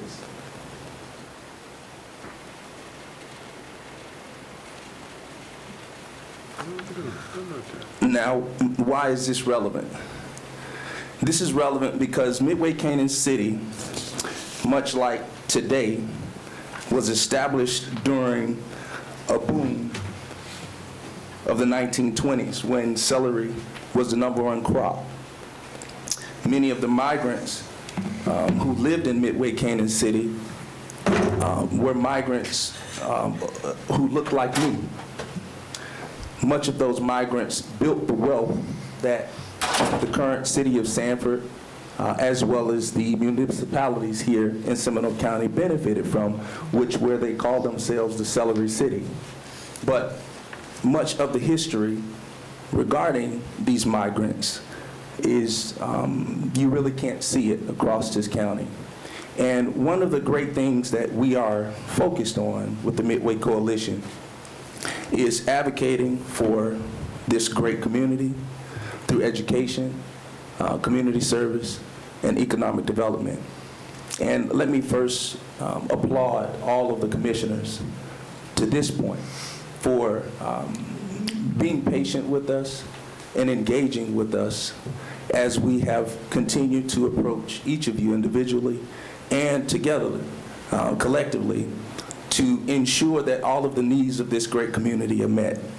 One of the unique things about today that puts a smile on our face, and there's some 600 homes in Midway, Canaan City, residents that are part of the independent utility of Midway Canaan Community Water Association, which at one point in time provided water to one of the other historic farms that is still there, which is Meriwether Farms, is now 100% enclaved by new developments surrounding this historical place. But much of the history has been washed away. And that's not only unfortunate, but we believe firmly that this presents a great opportunity for all of us to collectively work together to ensure that this history is preserved for generations to come.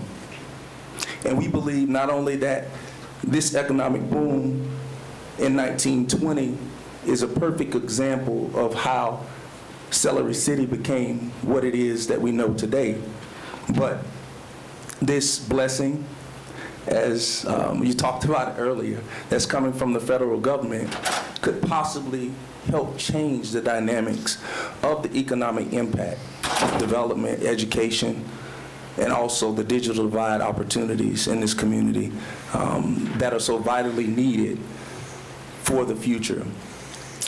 So with that being said, we're going to make this easy for you. Over the past 4 years, we've put together a blueprint, which I will send to each of you, which is a master plan of specific things that we believe fit directly into the goals, the objectives, and the opportunities of the American Rescue Plan and the CARES Act funding. Midway is in a very unique situation because it is the midway point of all things new in East Seminole County. There are hundreds of thousands of new residents that are moving to this corridor that depend on resources that the Midway-Canaan community not only has the ability to serve, but continues to ensure that their students, as well as their children, have access to, and one of those is the Midway Safe Harbor Center. So over the next 2 to 3 weeks, we will be meeting individually as well as collectively with many of the Board of Commissioners to ensure that these objectives that we've outlined are in your hands, and anything we can do moving forward to make sure that we are a unique, supportive resource to not only accomplish these goals, but to help be innovative and to ensure that this great legacy of Midway-Canaan City is here as a beacon of light for all to come. All right, thank you so much. Thank you, Mr. Green. Thank you. We appreciate it very much. I have no other comments, no other yellow cards. Everybody had their say. Anybody, Clint, on the cyberspace? Yes, sir. Please bring them in.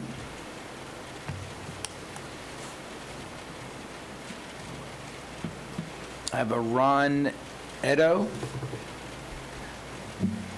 Yes, can you hear me? Yes, sir, we can. Name and Okay. address for the record, sir. My address is 817 Lake Marion Drive, Altamont Springs, Florida. Thank you. I'm not in the mood to request or plead with you folks. I'm here to demand the immediate removal of the mask mandate in Seminole County. It is an unlawful, unconstitutional, and immoral act of coercion. It's harmful, dehumanizing, and it utterly fails at its alleged purpose, and it needs to be resisted and defied at every opportunity. Under the U.S. Constitution, no office exists and no one can be appointed to a position at any level that has the authority to proscribe or prescribe how, where, or when an individual may draw an unobstructed breath. And those of you supporting this, let me remind you, the U.S. Constitution was not created to empower government, but to restrain it. Could there be a more unalienable right than the right to draw a breath? Now, there is a role for government to play in protecting its citizens from infectious diseases, but this is not it. That role needs to be codified in law and strictly limited in time and scope.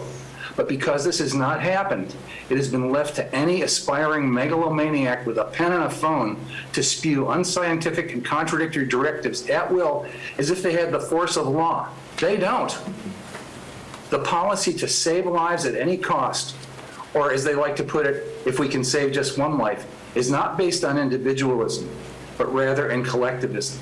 In order to implement it, the government's power must be absolute, as it becomes the arbiter of whose life or livelihood gets sacrificed to whom. These are not the prerogatives of government.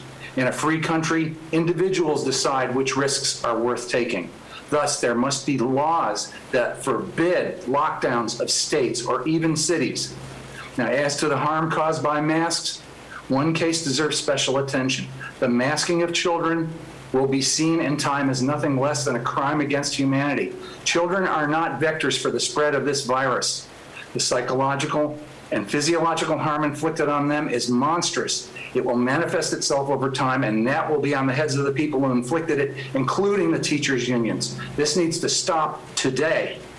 Lastly, if you're sick, stay home. If you're healthy, defy this illegitimate, immoral mandate. A face mask is not a fashion statement.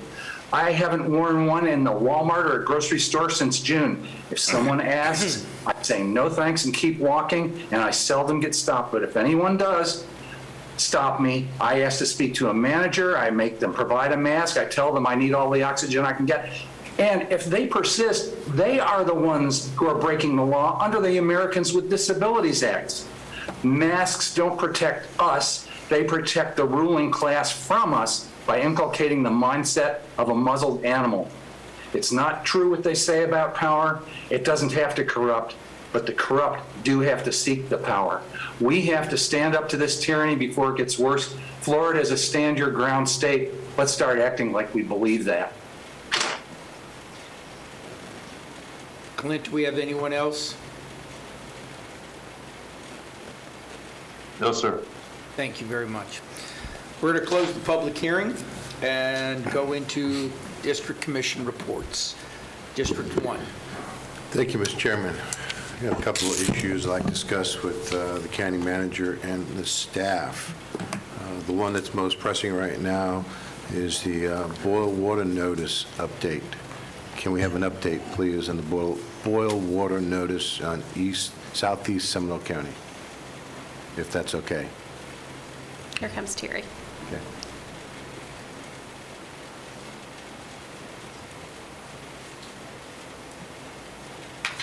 For the record, Jerry McHugh, Director, Environmental Services Department. So the latest news is that samples that were pulled on Monday for bacteriological testing came back negative. So if samples that were pulled today come back negative tomorrow morning, we'll have the boil water notice cleared on Wednesday. Okay. I guess the question I now have, thank you for the update. So you're saying if the tests come back okay, then the boil notice gets removed on Wednesday, correct? Correct. All right, just want to be clear. So the question I have is, I know my office, and I'm sure other offices have been inundated, and that's putting it mildly, on how many phone calls, emails we've gotten about people not receiving the boil water notice. Can we discuss what the proper protocol is for it? Because somehow it's not getting out. Sure. I'll start from my perspective, and then Alan can chip in with more detailed information. Mr. Chairman, if I may, because if the Commissioner will give me a little bit of personal courtesy. That's all right. I don't want to bring this up twice. Okay, go right ahead. Just on top of that, I don't know how everybody else runs their offices, but we keep our phones to my office 24/7 manned. We started getting calls immediately on this issue before we were even advised as a commissioner, and it was very clear that we had people that either weren't getting notified or could not find they don't do Instagram, they don't do Nextdoor, they don't do those kinds of things.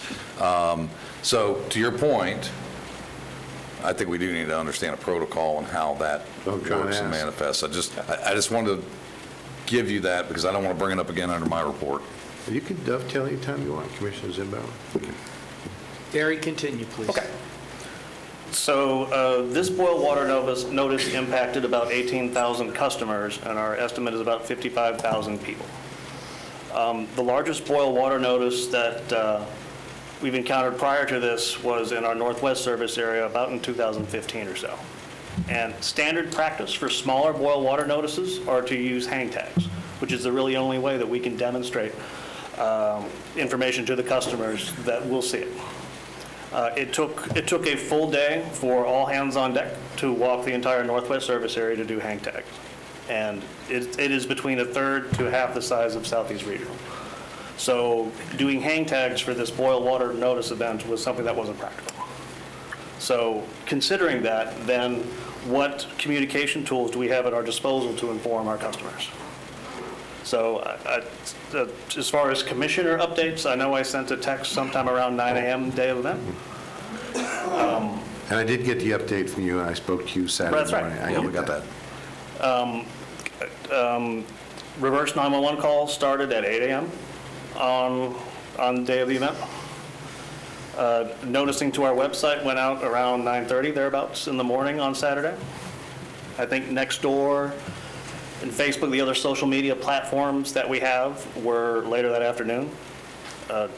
3 message board signs were placed out, one at Redbug Tuscaloosa, one along Chapman, and one at Caroline Elementary by 2 or 3 p.m. day of event. Can we do more? I'm sure we can. But there is no one foolproof method to contact all citizens in an event like this. So it's incumbent upon us to do better, to better message our customers. Well, I don't know what the answer is, Terry, but Yes. I can tell you this, that with the amount of phone calls we've been getting and how upset they are, it's clear that the people in this service area do not think we're doing a decent job or even close to doing it. I do know that when it comes to a landline, a lot of people don't have landlines, so you have to go through a cell phone. And even though it goes through a cell phone, if they don't know the number, a lot of people are not picking up phones anymore because there's so much of erroneous phone calls that people are getting. I do know that Duke, when you do have a connection service, you actually have to provide them with a phone number. And I get text messages all the time from Duke regarding powder outages or whatever it is, inconveniences. Why couldn't we do something like that? I imagine that would be customer initiated to subscribe to a service, Well, no, which I imagine we could. No, I can tell you, you have to provide them with a phone number for contact.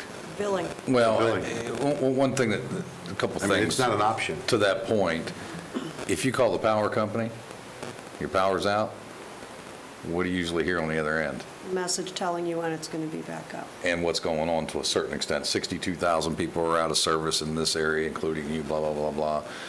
Go to the website for further information. There was no such phone call set up. There was no such thing that our people could reach because it was a weekend.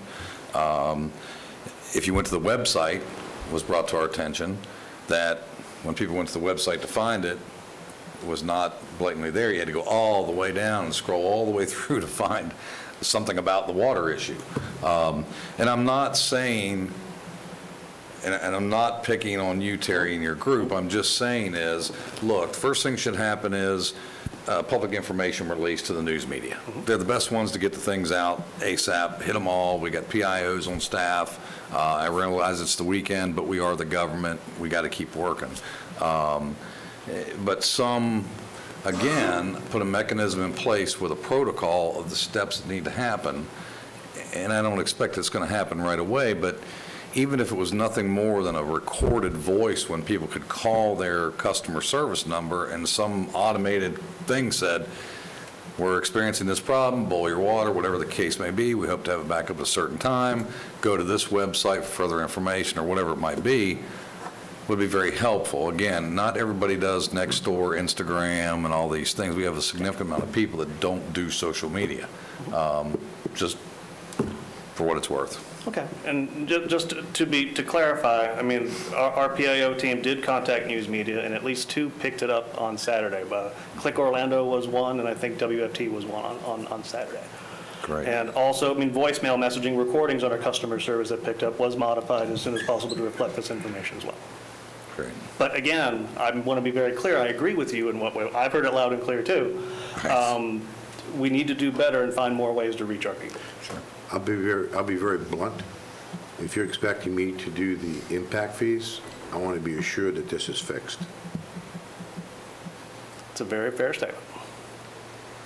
Well, now, we can't do that. So- Well, I can let's- certainly say that. That's nose to spite your face. I know that you're frustrated, Commissioner Oh, I'm more Delory. than frustrated. I understand, but we can't legally put on the record something that would somehow correlate the approval of impact fees with something that's not legally Commissioner, correlatable to the amount of impact fees. frustration that the citizens have. I understand is to a understand. point that you would not believe the amount of phone calls that we have and the people that, how upset they are. They wanted to know if they needed to go to the hospital. So I answer my own phone. Oh, I do too. I've been getting the calls. I do don't, too. so I'm very aware, but I think we need to be careful in our frustration that we not create additional problems for ourselves Commissioner, down you the were just road. expressing your concerns. I am expressing my concerns, and I want to make sure that this is being addressed most expeditiously, because But let me just say, this time it was boiling water, but there are other things that could happen throughout the county. So this is not, and should not be, directed specifically at Mr. McHugh and his office. I think that we need to have a standard that happens whenever we have an emergency. I think all of us have gotten emergency calls before, in which, come out, just, for missing people, whatever the case may be. What, we need to come up with something, and I think that's the frustration that you're indicating, and Commissioner Zimbauer and all of us, that we need to have something that when this happens, boom, everybody knows what we do immediately. I mean, if we're going to have a large enough water department that it has a large service area of 55,000 people, you said, that there should be a protocol in place that when we do have boil water notices for the entire 55,000, there has to be a way of identifying and notifying these people of the emergency and why and how a boil water notice is important and how long it's going to be lasting. It has to be. Commissioner, I mean, it's public safety. That's the number one thing that we do. we're now on a bigger issue than just a district report, so I'm going to allow other people to talk. Commissioner Herr? So I think this gets back to process and procedure. So it's a P&P that may or may not exist. I feel like it does exist, but possibly needs tweaking and enhancement. And I would also say that I've heard it loud and clear. We have how many employees still deployed to the EOC? Some of those employees do this stuff. We need to start thinking about what that does, and I see someone that we know in the back coming up, but are we negatively impacting the other services of the organization as a result of that? I think we need to take that into consideration. But I think what we need in order to move forward is we need to see whatever that policy and procedure is and see what was executed on the policy and procedure within what time frame, where it went well, where it didn't go well, and what we tune up for the next time. Okay, we can certainly do that. Mr. Harris? Yep, wants to make- Mr. Harris. I think Ms. Johnson was there first, but do you want to defer to Mr. Harris? Ms. Johnson's first, please. For the record, Tricia Johnson, Deputy County Manager. I do just want to mention that the challenge associated with this particular boil water advisory is the amount of folks it impacted. The majority of the boil water notices that we do from a communication standpoint are a couple hundred people, which make the door hangers easier, but also, which is why this wasn't posted initially, it was by 2 o'clock Saturday as a banner on the website, because, as Alan will tell you, we have now received calls from folks from all over the state of Florida who think they have a boil water notice because they aren't reading the map correctly, or just see the banner on the website or the social media post and freak out. So there is a balance to communicating out a boil water notice. We have to keep in mind that it's going to cause some panic for folks when it's unnecessary. So we do have a protocol in place. Unfortunately, it really has been more for these smaller outages and not for something of this scale. I think, as Terry said, it's been since 2014 since we've had a boil water notice of this scale at the county. So that's all I wanted to share from a communication standpoint. Thank you very much. Mr. Harris. Yeah, since Alert Seminole was brought up, our reverse calling system, there are some issues, obviously, with the reverse calling system. The telephone companies don't provide us the unlisted numbers.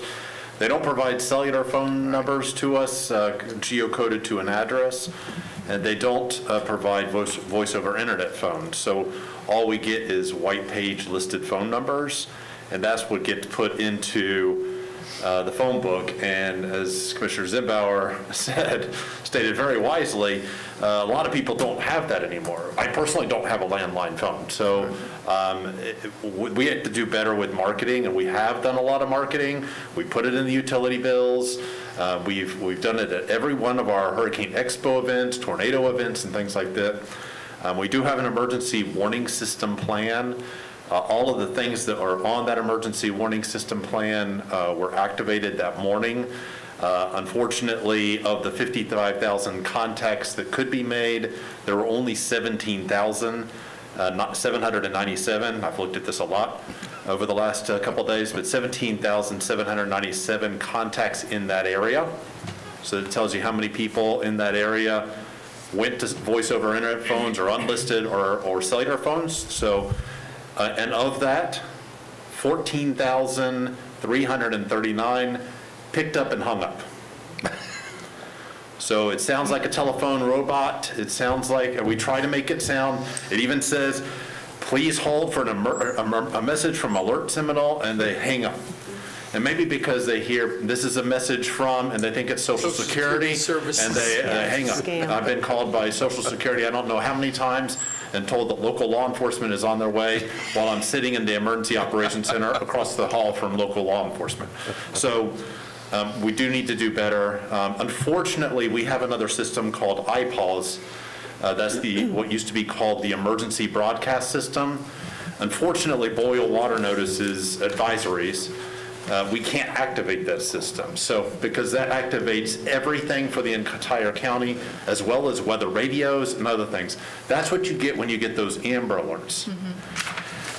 Also, to Treasurer Johnson's message, even though we sent the alert out to a certain area, other individuals, because they've moved inside the county, have also got the alert. So now we're getting calls from cities that are upset because their residents were told that they were under boil water notice, even though we were very clear that it was a southeast area, Seminole County utilities, but they've moved. So some people have moved to Lake Mary, some people moved to Castleberry, so the Castleberry, the Lake Mary, the Sanford water utilities also got phone calls.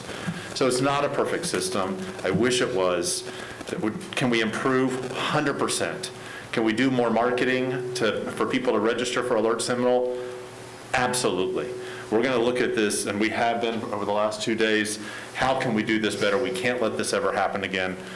So we're all on it. We'll draft an after-action report related to it with some itemized improvement items. Thank you. All right, thank you. Question, do we, at the point of sign up for water services, request the Alert Seminole That's a good connectivity? question. That I don't know. They do have to provide a phone number, but yeah, I would love to add that. Yes, please. Do you want boil water alerts? Here's where you connect. So where I was going to go with this, Commissioner, is that Duke requires you to give a phone number. They do. So if you get a water service from us, I'd like to find out legally, can we require a phone number for boil water notices? Okay. And if that's the case, then that's the avenue. Or for any other issue with the water system. That's just an example. No, I got it. I wonder, maybe this is for Alan, is if we have something that impacts that many people, almost 60,000 people, Do we have portable information signs we can roll out there in the roadways that it's a boiled water in this area? Yeah, and I should have printed out the plan, I'm sorry, but the plan includes all social media outlets being launched, which we did. Activation of Alert Seminole for the geographic area, which we did. Deployment of variable message boards, which we did. Unfortunately, our variable message boards, a lot of them are out, either on road construction or COVID issues and stuff like that. But 3 were launched to, or were deployed to some major intersections. 1 was ours, and then 2 from the roads department. A website, which was done. Immediate press blast to all press outlets, that was done. And the banner on the website, and that was done, but it was done late. So that is definitely an after-action item that we're going to fix. So that was we identified. We didn't do that well at all, obviously, because if you went to our website, you like you said, you had to search for it, dig down. and that should never have happened. So that definitely was an issue. But all the other items that we have listed on the plan, we did do. Unfortunately, with this large of an area, it was challenging. Well, I would look into what Duke does, and they. We can. We'll talk about that. I think that's an excellent avenue to try to figure out how to get to everyone that's got your service. Absolutely. Perfect. Commissioner Delory? I have a couple more issues, if I may. I'd like to get an update on the noise ordinance summons format. I'm sorry, which ordinance was that again? We did a noise ordinance about a year and a half ago. Yes. And it's right now hung up somewhere because they have to do the formatting of the actual summons or the ticket. And I'd like to get an update on that.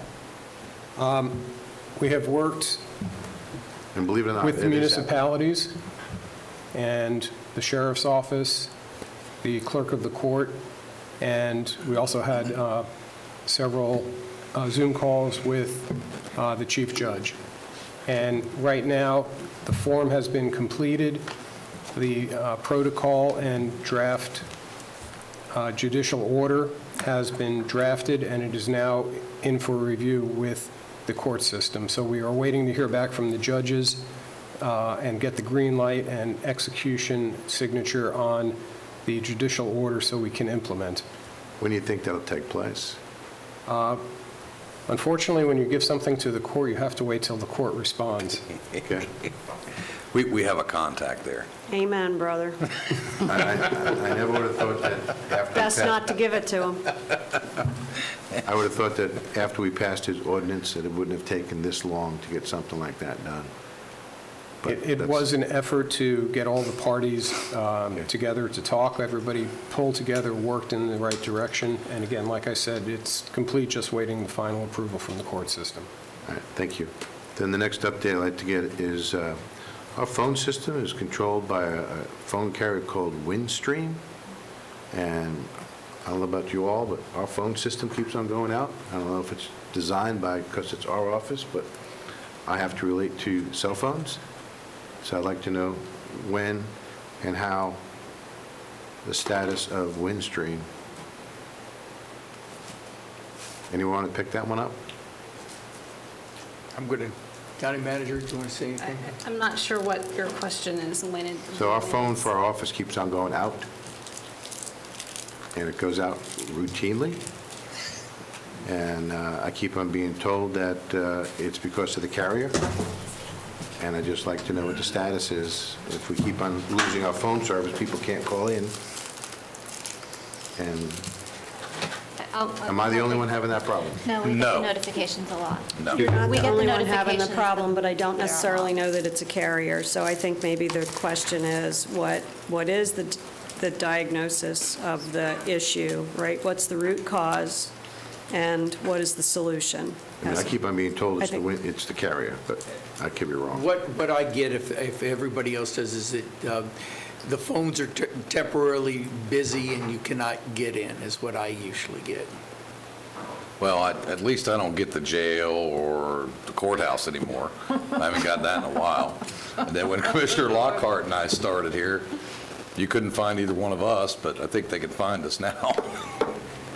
I know that we have had issues with Windstream in the past, but I'll have to get with James and get the If you particular. can find out, because as of this week, we've had the phone out, and it's routinely almost happening on a regular basis to the point that I think maybe we just need to get a cell phone for everyone. And then the last issue I have, I'm not making it up, but, Well, Mr. Garoutsis is on the Zoom as a participant. okay? Is there someone else that can address this? James might want to chime in. He's got his hand up. Go ahead, James, we're waiting. Maybe Clint has to let Glenn, him you gonna let in. him in? Yes, sir, he's coming in. I think the phone's broken. I'm sorry. Go ahead, James. Morning, good afternoon, Mr. Chairman. No, the internet wasn't working. No, the phones, I was just kidding. The internet is working. James Garoutsis, for the record, Chief Information Officer. I can't hear him. Commissioner Jolari, your James, you're going to have to be, James, it's very muddled, so can you try to be... You can't hear me? Now, Is the power off in his office? No, my light's off. Oh, okay. Sorry, I could turn it on. No, I go just ahead, wondered. James. Is that better now? Can you hear me, Yes. Mr. Chairman? So Commissioner Jolari is correct. Last week, there were 2 outages that affected phone service. Windstream is our carrier that provides local and long-distance phone service, non-emergency phone service. We've had that relationship with them for a number of years. We piggybacked off the school board contract. We've had that for a number of years. The issue was a provisioning mistake that they made. They are moving some equipment in their central offices, and that caused numbers that dial into our organization to not work. Unfortunately, it was a ripple effect, and they've assured us that they're fixing it.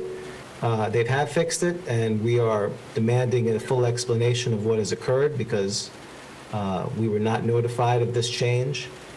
And it's very frustrating because it has affected numerous people throughout the organization. Okay. When does their contract expire, or when does it come up?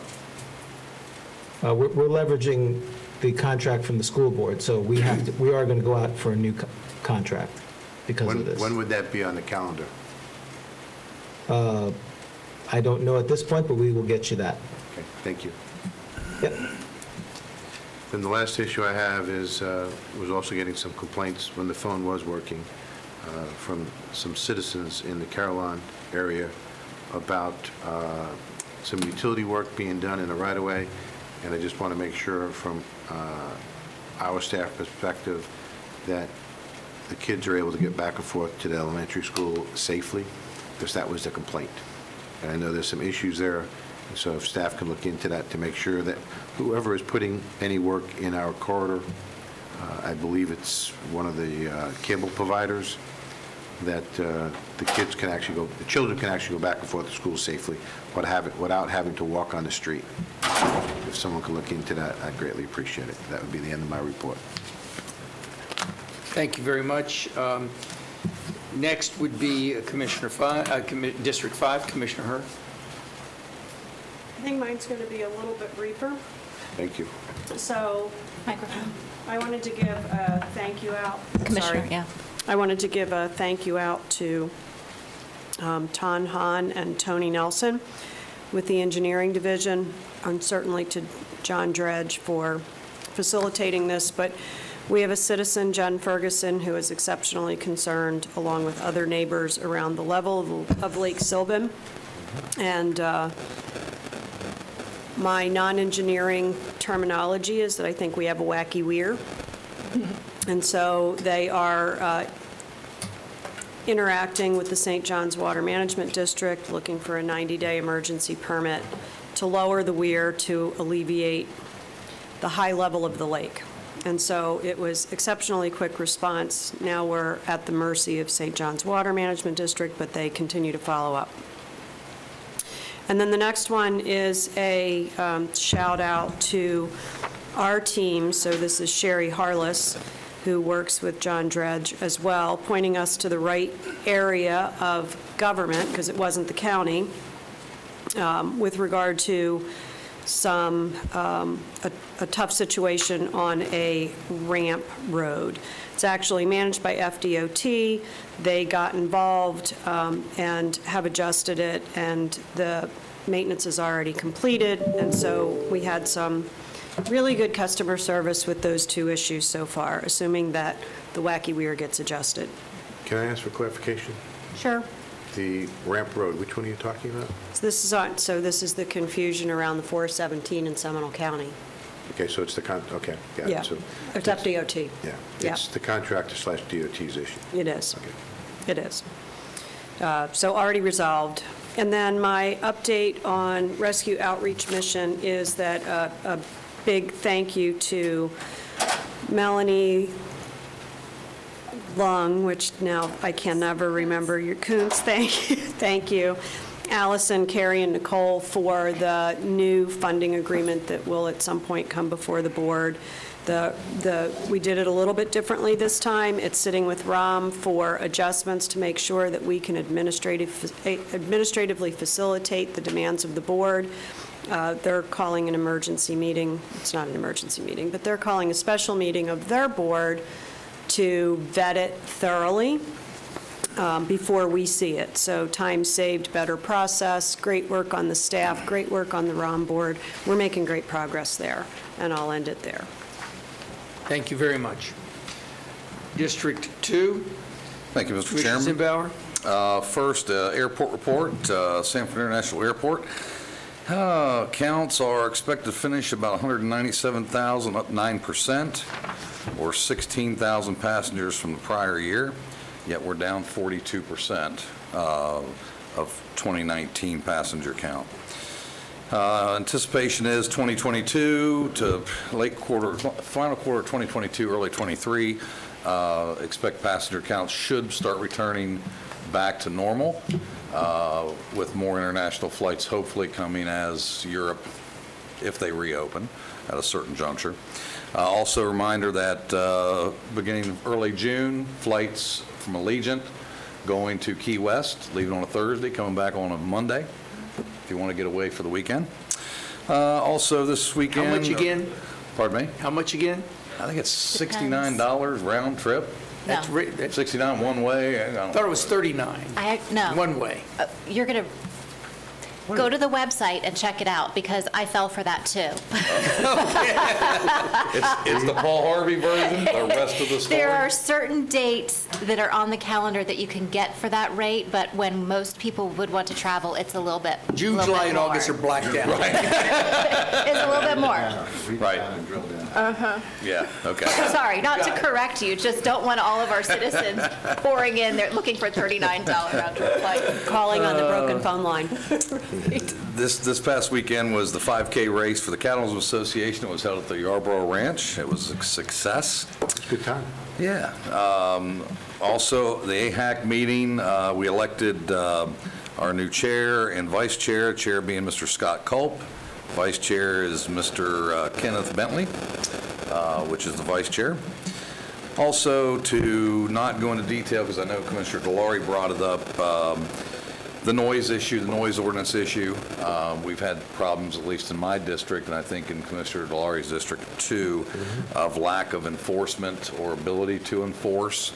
I forward that to the county attorney's office, the emails that have been shared with us. I would like us to consider at some future time an educational process for the public. I know in certain communities, as I travel throughout not only Central Florida region, but other areas of Florida, you'll see signs that say this is a quiet area, this is a no engine brake area, quiet pipe area, just trying to educate the people about our noise ordinance and so forth. Other than that, I think that's it. Everything else is fantastic in District 2 otherwise. Thank you very much. Thank you. District 4? So I have two things. One is a clarification from the last couple of times I've mentioned the how did we grow process that's going on at the Planning Council, and everyone looked at me like I had two heads because you all already had this report in your hands. And actually someone actually delivered one to my house. They were watching the meeting and hearing me ask questions about it, and I got home and Tim said, someone brought this report. It was on the front. So people are watching these meetings, Right. which is amazing to me. But anyway, so here's where the confusion is. I got clarification at the last East Central Florida Regional Planning Council meeting, and it was made very clear to me. The report that you all have seen that was done with Metro Plan that has been delivered is the technical report that looks at the data. What the Planning Council is endeavoring to do is the marriage of the data with the public perception, with the community outreach. So How Shall We Grow had a huge community outreach and component that really focused on understanding people's perceptions and their desires. This is that piece. So they have been separated by time more than they should have been for a variety of reasons, and different interests asked that this component be put out further in the calendar. It wasn't ideal, and then of course the COVID situation hit, and the question is, are we going to get the best data and public perception from people when they're feeling very negatively about life right now? Probably not the best time to ask them how they feel about where they live, and anywhere in the country. So this is now what is rolling out. It is the public engagement, public perception, engagement piece of how did we grow. So I wasn't crazy. We were, as Commissioner Constantine said, we were both right. We were just talking about two different things. Can you look at one more thing? Sure. So when we did that report, we also did what they call the value study. Mm-hmm. So that value story was done at the same time. Okay, that's great. And I gave you the report. I have been given this report now 5 times, so I've got it. It's not How Should We Grow report, it's the value study report. Those are 2 separate reports. Okay, well, maybe if I ask for that, I'm going to get 5 more of them, but I don't, but thank you for, I'll ask in our committee meeting, I'll bring that up and ask about that. The second thing that I want to bring up was actually a portion of our Public Safety Coordinating Council meeting, and a lot of our focus this last meeting was on youth in our community.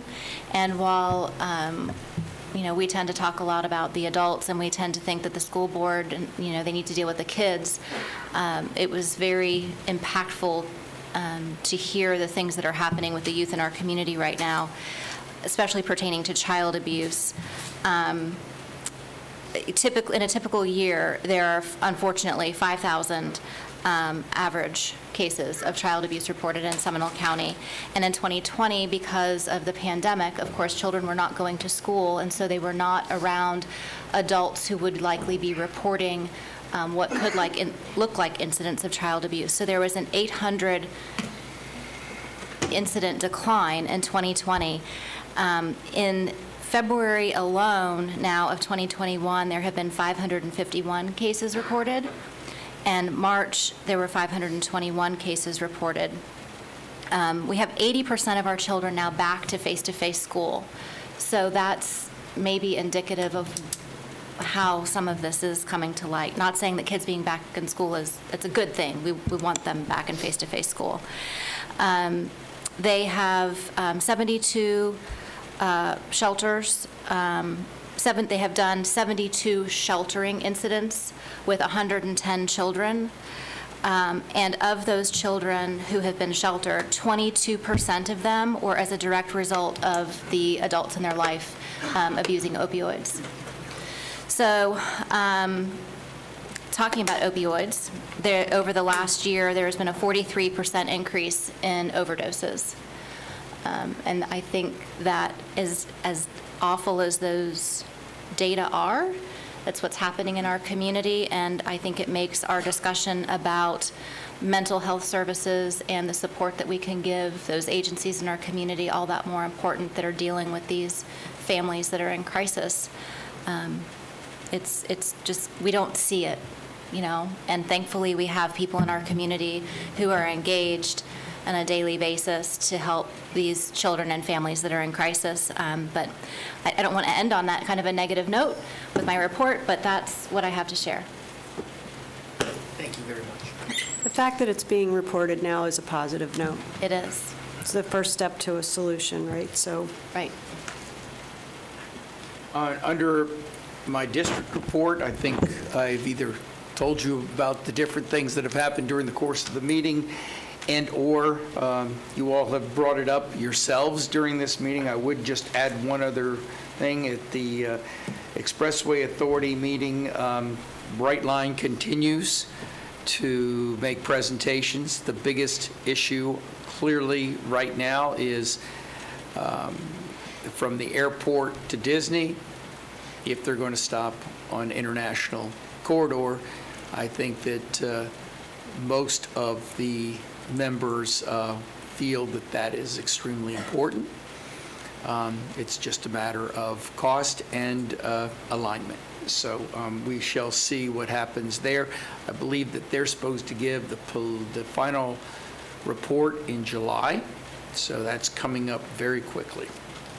When you look at that, because I know we'll be looking at it too. Right. From MetroPlan perspective as well as Sunrail perspective, and it's all about cost sharing, right? Who pays the extra cost of Sunrail?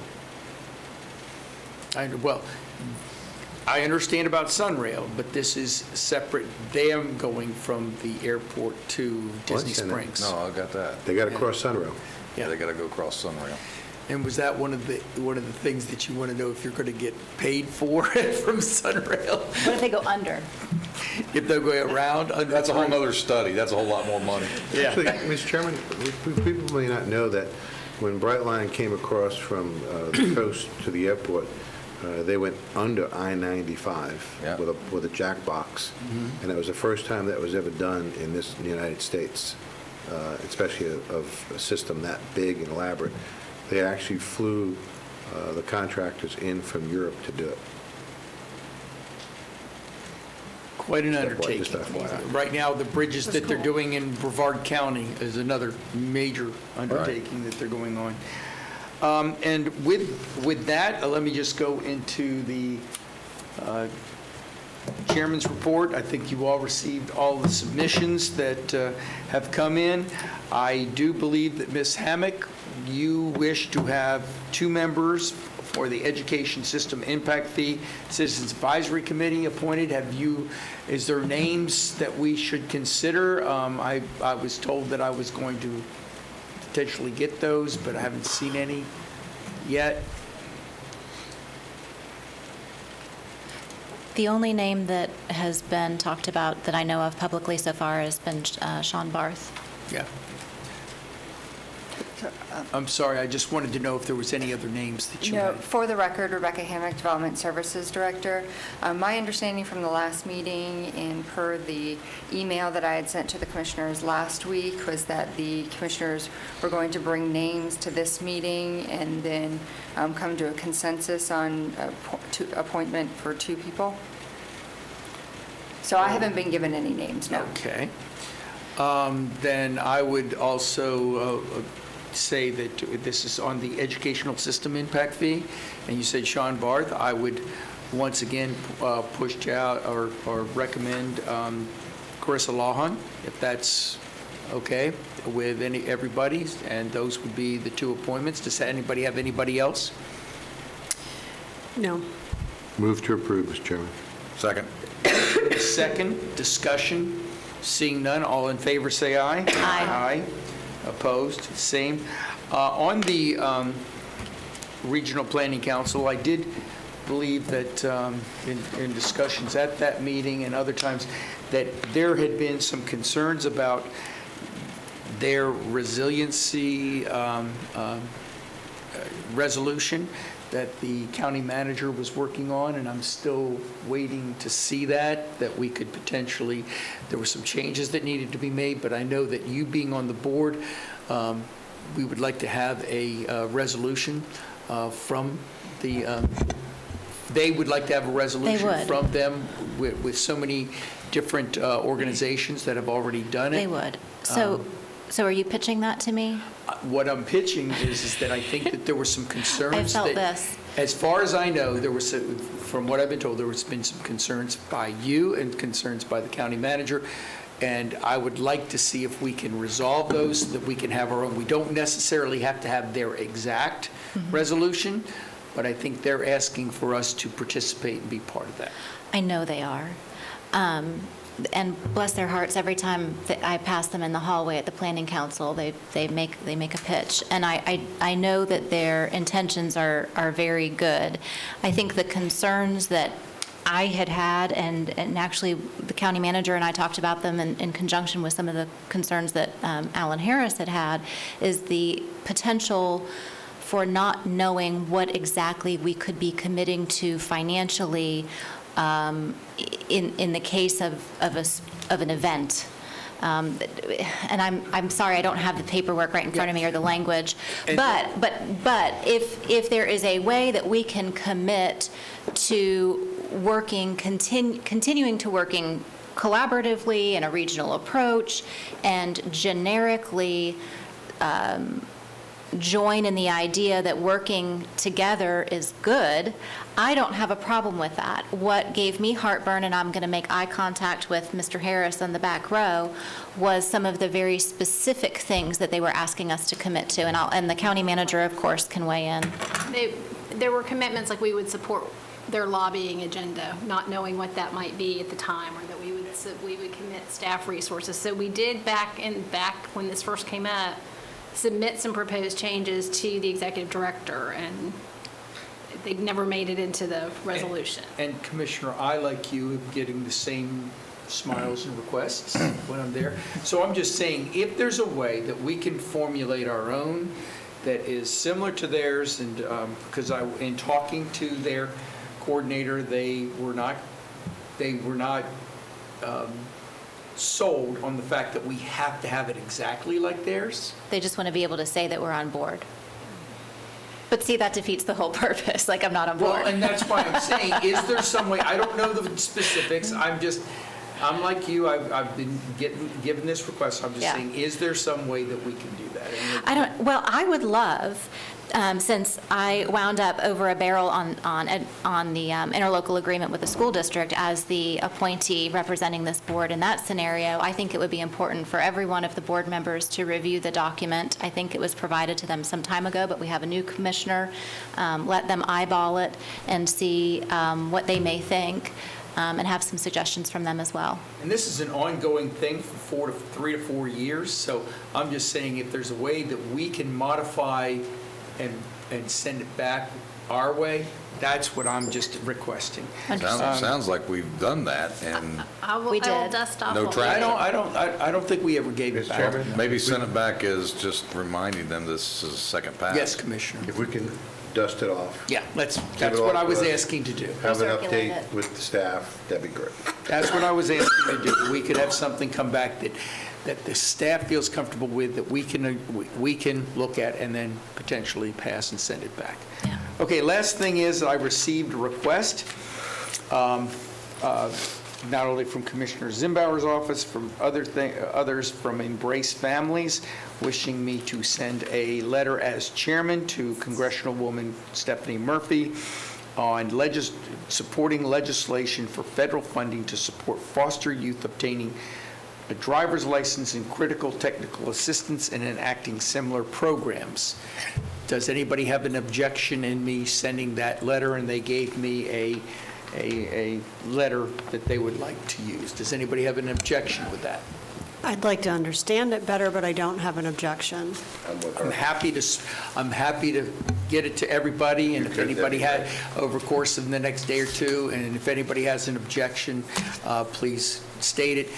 Commissioner Zimbauer, could you have your aid delivered to each one of the members? Absolutely, be glad to. Thank you very much. And with that, I don't have anything else. Is there anything for the good of the order? Cameron, there was one other item that I thought was going to be on your, I know, I'm sorry, it's a quick one though. Then you already have your report. That I thought you were going to do this on your report. I'm sorry. And Tricia alluded to, she may have mentioned that we received a grant from the St. Johns River Water Management District for the Little Econ project, a $425,000 grant from St. John's. To do what? For the Little Wekiva Restoration Project, which is our #1 legislative priority. And staff has drafted a thank you letter for the chairman's signature, and we just wanted to get authorization. I'm sorry I didn't get that request, so. You need a Good. motion? You need a motion. Move to approve your Second. signage of the letter. $400,000, we better say thank you. Thank you. Okay, thank you. Thank you. And I'll be happy to sign that letter. Call the question. All in favor? Aye. Aye. Just keeping you honest. Guys, I was going to do all that, but thank you very much for all your help. I always enjoy your guys' help in getting this meeting done. And is there anything else for the good of the order before? Yes, ma'am. If that was a motion, there was no second. Okay, let me do it formally, okay? Is there a motion to allow the move to chairman to sign a letter of thank you to the St. John's? St. John's for the Little Wekiva $400,000 grant, moved by Commissioner Delory, seconded by Commissioner Herr. All in favor, say aye. Aye. And see, that's what you guys get for trying to move me too fast, you know. All right, and with anything else, is there anything else? With the good of the order, the meeting is adjourned.